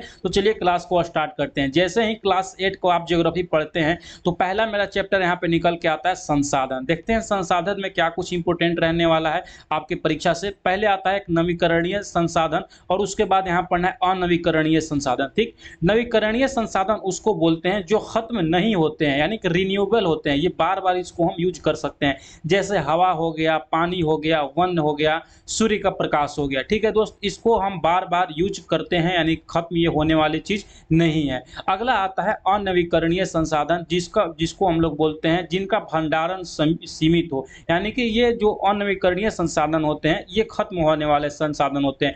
जैसे लोहा हो गया, कोयला हो गया, पेट्रोलियम हो गया, या ऐसा कोई भी चीज़ जिसको आने वाले भविष्य में वो खत्म हो जाए, उसको बोलेंगे हम अनवीकरणीय संसाधन। ठीक है? अगला सवाल की तरफ बढ़ते हैं। अगला पॉइंट की तरफ बढ़ते हैं दोस्त। अगला पॉइंट आपका निकल के आता है कि कोडरमा में अवरख एवं जादूगोड़ा में यूरेनियम पाया जाता है। बहुत बार पूछा जाता है अवरख बिहार में कहाँ पे, मतलब अवरख कहाँ पाया जाता है, तो कोडरमा में पाया जाता है। और जादूगोड़ा में क्या पाया जाता है, तो यूरेनियम पाया जाता है। आप लोग याद रखिएगा। अगला पॉइंट निकल कर आएगा आपका कि समुद्र तट से दूर ना 19.2 किलोमीटर के क्षेत्र के अंदर पाए जाने वाले संसाधन को राष्ट्रीय संसाधन कहते हैं। ठीक है? माने जो समुंदर होता है, तो समुंदर में जो कितना मतलब दूर जाइएगा कि वो आपका एरिया कहलाता है। तो याद रखिएगा 19.2 किलोमीटर का जो एरिया होता है किसी भी देश का तट से, उसका होता है। ठीक? उसके बाद 200 किलोमीटर तक के क्षेत्र को राष्ट्रीय संपत्ति मानी जाती है, और इसके बाद जो 200 किलोमीटर दूर तक का जो क्षेत्र हो है उसको भी माना जाता है कि मतलब ये राष्ट्रीय संपत्ति के अंतर्गत आता है। ठीक? तो चैप्टर नंबर ए में क ख करके दिया गया है। तो आपका चैप्टर नंबर जो क यहाँ पे था संसाधन में आपका ये इतना कंप्लीट होता है। ठीक? आगे बढ़ने से निकल कर आता है, यानी कि चैप्टर 1 में ही ख में आता है भूमि, मृदा एवं जल संसाधन। ठीक है? इसके बारे में हम लोग जानते हैं। जो ह्यूमरस होता है मृदा में, पेड़ पौधे, जीवों एवं अन्य सड़े गले पदार्थों के अवशेषों को ह्यूमरस बोलते हैं। ठीक है? जो भी मतलब अवशेष जो बच जाते हैं, सड़ते हैं, जो गलते हैं, यानी कि पृथ्वी की जो भूपट्टी पर पाए जाते हैं और जिससे उर्वरकता बढ़ती है, उसको बोलते हैं ह्यूमरस। आप लोग याद रखिएगा। अगला पॉइंट है कि भारत में सर्वाधिक जलोढ़ मिट्टी पाई जाती है। भारत में कौन सी मिट्टी पाई जाती है? जलोढ़ मिट्टी। यह मिट्टी चावल, गेहूं, मक्का, गन्ना, दलहन के लिए प्रमुख है। पूछा जाता है आपसे कि चावल के लिए कौन सी मिट्टी की जरूरत होती है, तो वो जलोढ़ मिट्टी की जरूरत होती है। ठीक है? अगला पॉइंट है कि नवीन जलोढ़ मिट्टी को खादर बोलते हैं और पुरानी जलोढ़ मिट्टी को बांगर बोलते हैं। ये चीज भी आप याद रखिएगा, बहुत कंफ्यूज लोग होता है। इसको देखिए, याद करने का एक ऐसा भी तरीका है कि जो खादर है, खादर क्या बोलते हैं, कोई नया गड्ढा खोदते हैं हम लोग। जो नया गड्ढा होता है दोस्त, उसको क्या करते हैं, खोदते हैं। तो नया गड्ढा मतलब नई मिट्टी को क्या बोलेंगे, खादर बोलते हैं। और जो पुरानी एक बच गई तो हमारा बांगर हो गए। ठीक है? इतना इस ट्रिक से थोड़ा सा हो सकता है आपको याद हो जाए। काली मृदा एल्युमिनियम एवं लौह यौगिक के कारण काली होती है। काली मृदा क्यों काली होती है, आपसे ये पूछा जाएगा सवाल। तो एल्युमिनियम से और लौह यौगिक के कारण यह काली होती है। यह कपास के लिए उपयुक्त होती है। इसका सर्वाधिक विस्तार जो होता है वो महाराष्ट्र और गुजरात में होता है। आप लोग याद रखिएगा। ठीक है? अगला पॉइंट है लोहे के अंश के कारण मृदा का रंग लाल होता है। लोहे के अंश के कारण क्या होता है, मृदा लाल होता है। और एल्युमिनियम के अंश के कारण क्या होता है, मृदा काली होती है। ये दोनों चीज याद रखिएगा। जल मिलने के बाद वह पीली रंग का हो जाता है। कौन सा, लाल मृदा। यह ज्वार, बाजरा, मूंगफली आदि के लिए उपयुक्त होता है। इसका विस्तार जो दोस्तों होता है वो उड़ीसा, झारखंड, मेघालय इत्यादि में पाया जाता है। आपसे पूछा जाएगा लाल मृदा कहाँ पाया जाता है, तो पाया जाता है आपका उड़ीसा और झारखंड में मुख्यतः ज़्यादातर के मतलब हिस्सों में ये पाया जाता है। इसमें कौन सा फसल ज़्यादा उपजाऊ होता है, तो ज्वार बाजरा होता है और मूंगफली होता है। कुल जल का प्रशांत महासागर में 49.9%, यानी कि बोल सकते हैं लगभग 50% अकेला जल जो पाया जाता है वो प्रशांत महासागर में पाया जाता है। यह विश्व के सबसे बड़ा महासागर है। आप लोग याद रखिएगा। पृथ्वी पर उपलब्ध जल का 97% हिस्सा दोस्त वो महासागर में पाया जाता है, और 2% के रूप में बर्फ है, और 1% नदी तालाब में पाया जाता है। आपसे सवाल पूछा जाता है कि पृथ्वी पर जो भी पानी का हिस्सा उपलब्ध है वह सबसे अधिक किस रूप में मौजूद है। ऑप्शन दे देगा आपको, महासागर में, बर्फ में, नदी में, तालाब में। तो आपको वहां पे मारना है महासागर में। ठीक? अगला पॉइंट है कि पृथ्वी को जलीय ग्रह कहा जाता है क्योंकि यहाँ पे जल की उपस्थिति पाई जाती है। भारत में विश्व का 16% जनसंख्या निवास करती है। कहाँ पे, भारत में, जिसके लिए विश्व का 4% स्वच्छ जल ही उपलब्ध है। ठीक? स्वच्छ जल में से जो भी मतलब जो स्वच्छ जल है टोटल, उसमें से 4% जल ही मात्र 16% जनसंख्या को मिलती है। अगला पॉइंट निकल कर आता है आपका कि ब्रह्मपुत्र नदी का वार्षिक जल प्रवाह सर्वाधिक है। यहाँ पे ये चीज याद रखिएगा। अगला है आपका, यहाँ पे निकल कर आता है, यानी कि चैप्टर नंबर 1 कहीं ग में जब आइएगा तो वन एवं वन्य प्राणी संसाधन के बारे में पढ़ना है। भारत में सबसे अधिक वन प्रतिशत वाला राज्य कौन सा है, वो है मिजोरम, जिसमें कि 91.27% पाया जाता है। 1% वाला राज्य, याद रखिएगा इसमें थोड़ा थोड़ा सा वर्ड में चेंजिंग हो जाएगा और राज्य चेंज होगा, जबकि सबसे अधिक वन क्षेत्र वाला राज्य वो है मध्य प्रदेश। ठीक, अगला पॉइंट निकल कर आता है आपका कि पर्यावरणीय दृष्टि से किस देश में कम से कम, किसी भी देश में दोस्तों कम से कम 33% भूभाग पर वन का विस्तार होना चाहिए। सवाल पूछेगा किसी भी देश का अधिकतम कितना प्रतिशत वहाँ पर जंगल का क्षेत्र होना चाहिए, वन क्षेत्र होना चाहिए, तो आपको वहाँ पे मारना होगा 33%। ये कुछ दिन पहले के एक कोई एग्जाम में देख रहा था उत्तर प्रदेश का, उसमें ये सवाल पूछा गया है, आप लोग याद रखिएगा इस चीज़ों को। अगला है विषुवतीय वनों, जिसको अमेजन बोलते हैं, पृथ्वी का फेफड़ा कहा जाता है, क्योंकि यह एक सदाबहार वन है जिसमें से बहुत सारा मतलब ऑक्सीजन रिलीज होता है और कार्बन डाइऑक्साइड वो अपने तरफ अवशोषित करता है। इसी को देखते हुए उसको बोलते हैं विश्व का फेफड़ा, यानी पृथ्वी का फेफड़ा। अगला पॉइंट है दोस्त कि हाथी जो है भारत का विरासत पशु है, आपको पता होगा। अगला पॉइंट निकल कर आता है यहाँ पे कि भारत में पहला रेड डाटा बुक 1970 ईस्वी में जारी किया गया था। अब रेड डाटा बुक क्या होता है, किस लिए जारी किया जाता है, ये कमेंट सेक्शन में जरूर आप लोग बताइएगा। अगला पॉइंट है कि वर्तमान में भारत में 106 राष्ट्रीय उद्यान, 567 राष्ट्रीय वन्य जीव अभ्यारण्य एवं 18 जैव मंडल आरक्षित क्षेत्र हैं। ये चीज़ों को आप लोग अच्छे से याद रखिएगा। ठीक, 106 राष्ट्रीय उद्यान है, 567 जो है वन्य जीव अभ्यारण्य है और 18 जीव मंडल आरक्षित क्षेत्र हैं। ठीक है, अगला पॉइंट है कि खनिज संसाधन, तो अगला चैप्टर यहाँ पे आता है कि लोहे के प्रमुख अयस्क कौन कौन होते हैं।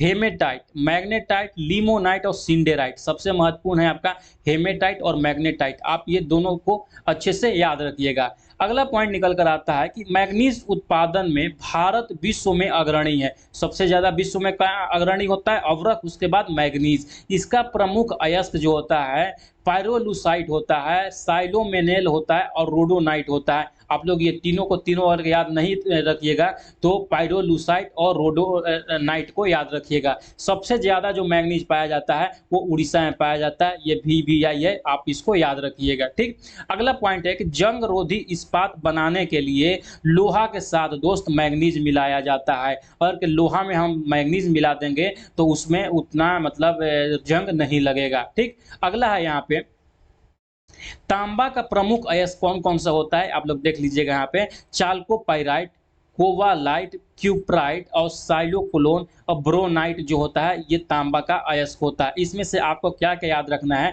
एक ये क्यूप्राइट का याद रखना है और एक चाल्कोपाइराइट का याद रखना है, बस यही दोनों को याद रखिएगा। और एक यहाँ से सवाल निकल के आता है कि झूठा सोना किसको बोला जाता है। तो आप लोग जो भी अगर के आपको पता होगा झूठा सोना किसको बोला जाता है तो कमेंट सेक्शन में जरूर से जरूर बताइएगा कि झूठा सोना किसको बोला जाता है, इसी में आंसर भी छुपा हुआ है। अगला पॉइंट है यहाँ पे आपका कि इसका उत्पादन राजस्थान की खेतड़ी में होता है, तांबा का उत्पादन, और एल्युमिनियम जो है दोस्त वो बॉक्साइट से प्राप्त किया जाता है। तो एल्युमिनियम का कौन सा अयस्क हुआ, वो बॉक्साइट हुआ। तांबा का अयस्क जो हुआ वो कोबालाइट, क्यूप्राइट और चाल्कोपाइराइट हुआ, और मैग्नीज का जो आपका यहाँ पे अयस्क है वो रोडोनाइट और पायरोलुसाइट है। ठीक, तो ये चीज़ों को अपने ध्यान में रखिएगा। अगला यहाँ पे निकल कर आता है, पहले का ही घ में बना के दिया गया आपके बुक्स में कि ऊर्जा संसाधन। भारत में कोयला गोंडवाना समूह यानी 1981 ईस्वी एवं टर्शियरी युग के चट्टानों में पाया जाता है। पूछेगा सवाल कि भारत में जो कोयला है किस युग के चट्टानों में पाया जाता है, तो गोंडवाना समूह के टर्शियरी युग के चट्टानों में ये चीज़ पाया जाता है।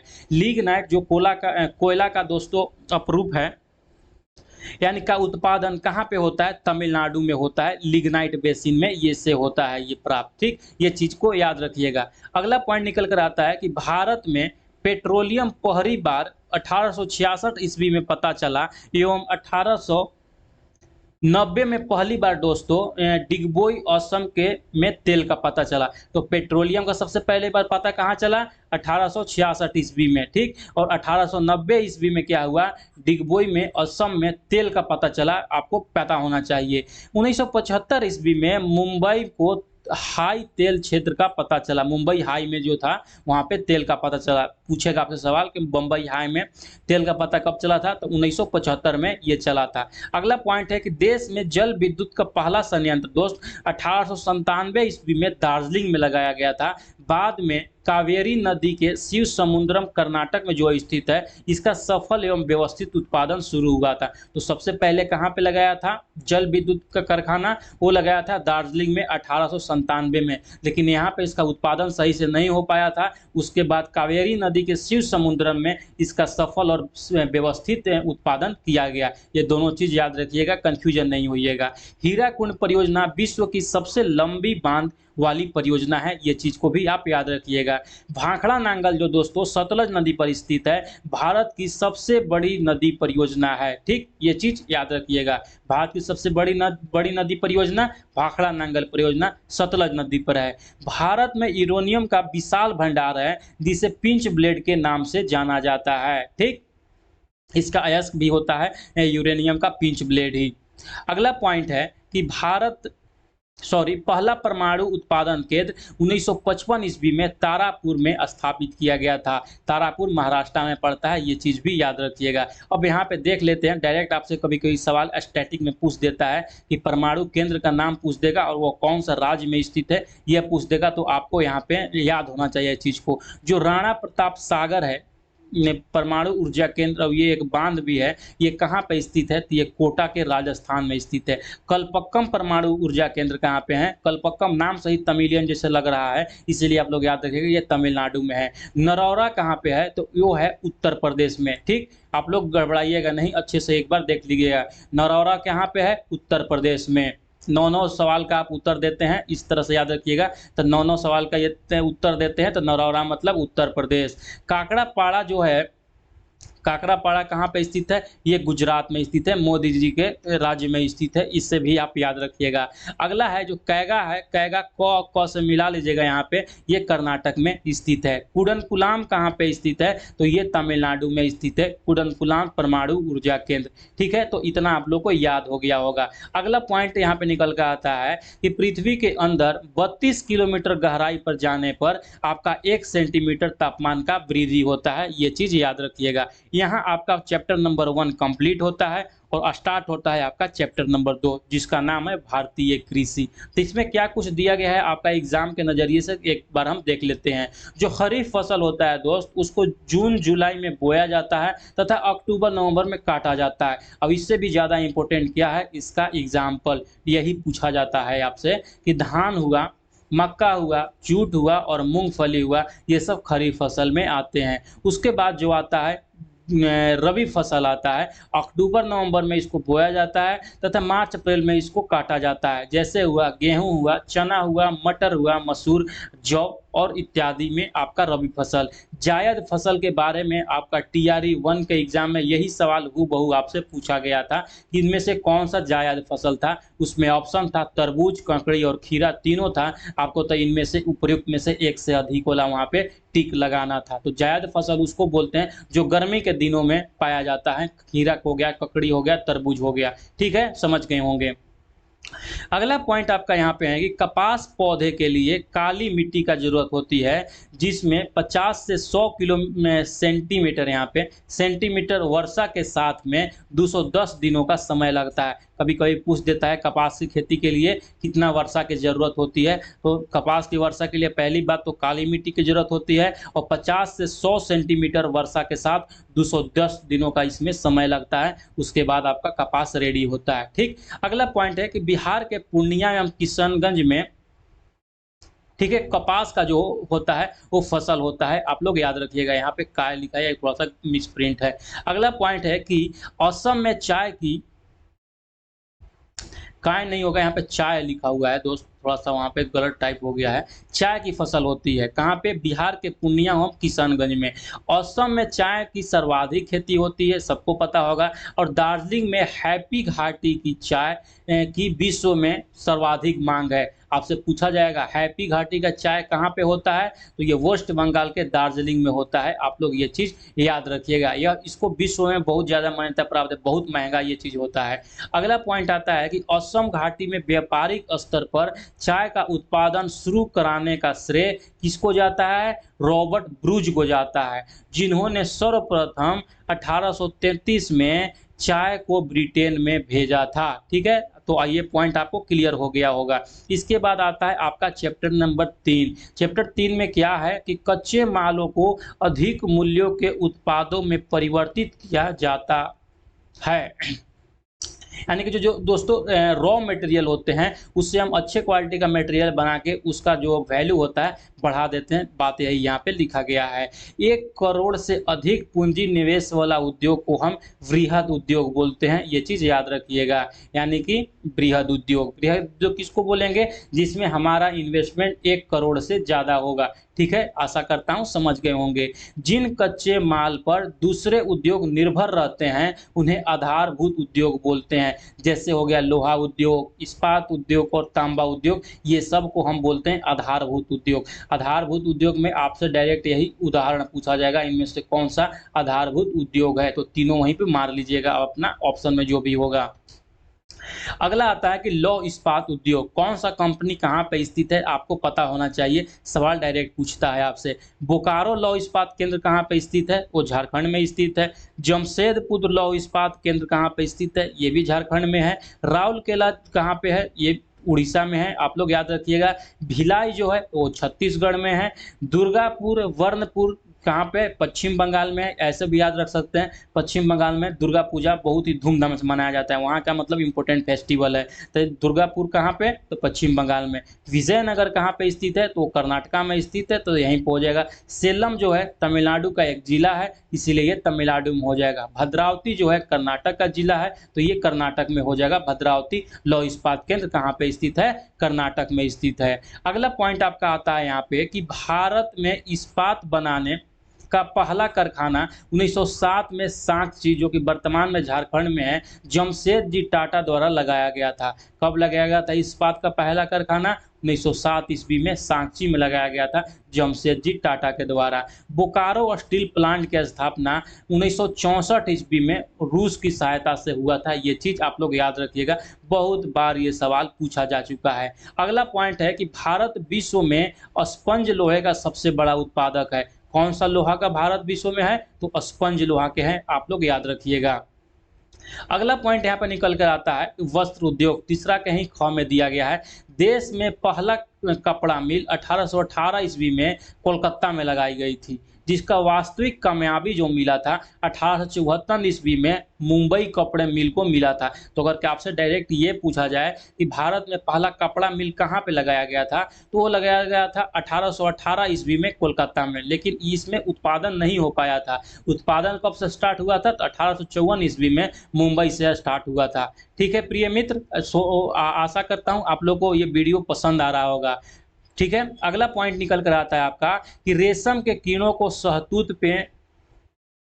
शहतूत के पेड़ों पर पाला जाता है। जो रेशम का कीड़ा होता है, जो अपने शरीर के कोकून, जिसको रस होता है, जो निकालते हैं, इन्हीं कोकून से दोस्त रेशम के धागे बनते हैं। तो ज़्यादा ये सब इतना नहीं आपको याद रखना है। रेशम का धागा किससे बनते हैं, तो वो आपको बस याद रखना है, वो बनता है कोकून से। ठीक है, बस इतना चीज़ याद रखिएगा। अगला पॉइंट है कि भागलपुर में टसर सिल्क का उत्पादन होता है। ये टसर सिल्क बहुत ही इंपॉर्टेंट है, बहुत बार सवाल में पूछा गया कि बिहार में टसर सिल्क का उत्पादन कहाँ पे होता है, तो ये भागलपुर में होता है। ये चीज़ आप लोग याद रखिएगा।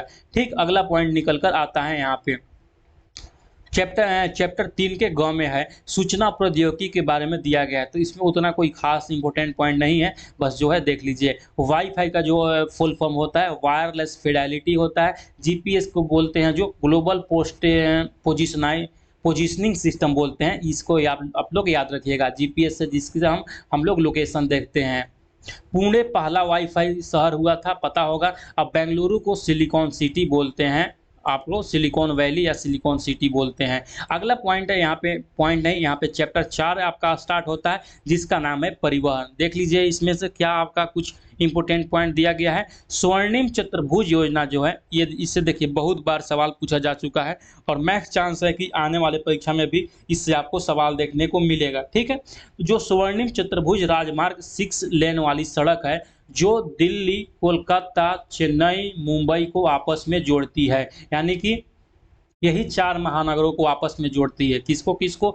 दिल्ली से कोलकाता, कोलकाता से मुंबई, मुंबई से चेन्नई। ये चीज़ आप लोग याद रखिएगा, ये इसको बोलते हैं स्वर्णिम चतुर्भुज। अगला पॉइंट है यहाँ पे 1974 ईस्वी में भारत में एक्सप्रेसवे सड़क की शुरुआत हुई। मोस्ट इंपोर्टेंट है, एक्सप्रेसवे की शुरुआत 1974 ईस्वी में। सबसे लंबा राष्ट्रीय राजमार्ग जो है NH7 है, जो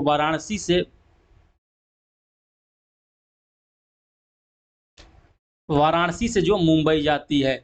इसमें कुछ गड़बड़ लग रहा है, आप लोग जरूर से जरूर कमेंट सेक्शन में बताइएगा कि NH7 कहाँ से कहाँ पे जाती है, ठीक है। अगला पॉइंट निकल कर यहाँ पे आता है कि पहली रेलगाड़ी 16 अप्रैल 1853 ईस्वी को मुंबई से थार ने 34 किलोमीटर तक चली थी, ठीक है। अगला पॉइंट है कि गुजरात का जो कांडला पतन है दोस्त, वह एक ज्वरीय पतन है। पतन मतलब बंदरगाह है वो। अगला पॉइंट है आपका कि मुंबई सबसे बड़ा एक प्राकृतिक बंदरगाह है, आप लोग ये याद रखिएगा। अगला पॉइंट यहाँ पे निकल कर आता है, जो मार्गो बंदरगाह है, यह एक गोवा में स्थित है, जिससे लौह अयस्क निर्यात किया जाता है। ये चीज़ याद रखिएगा।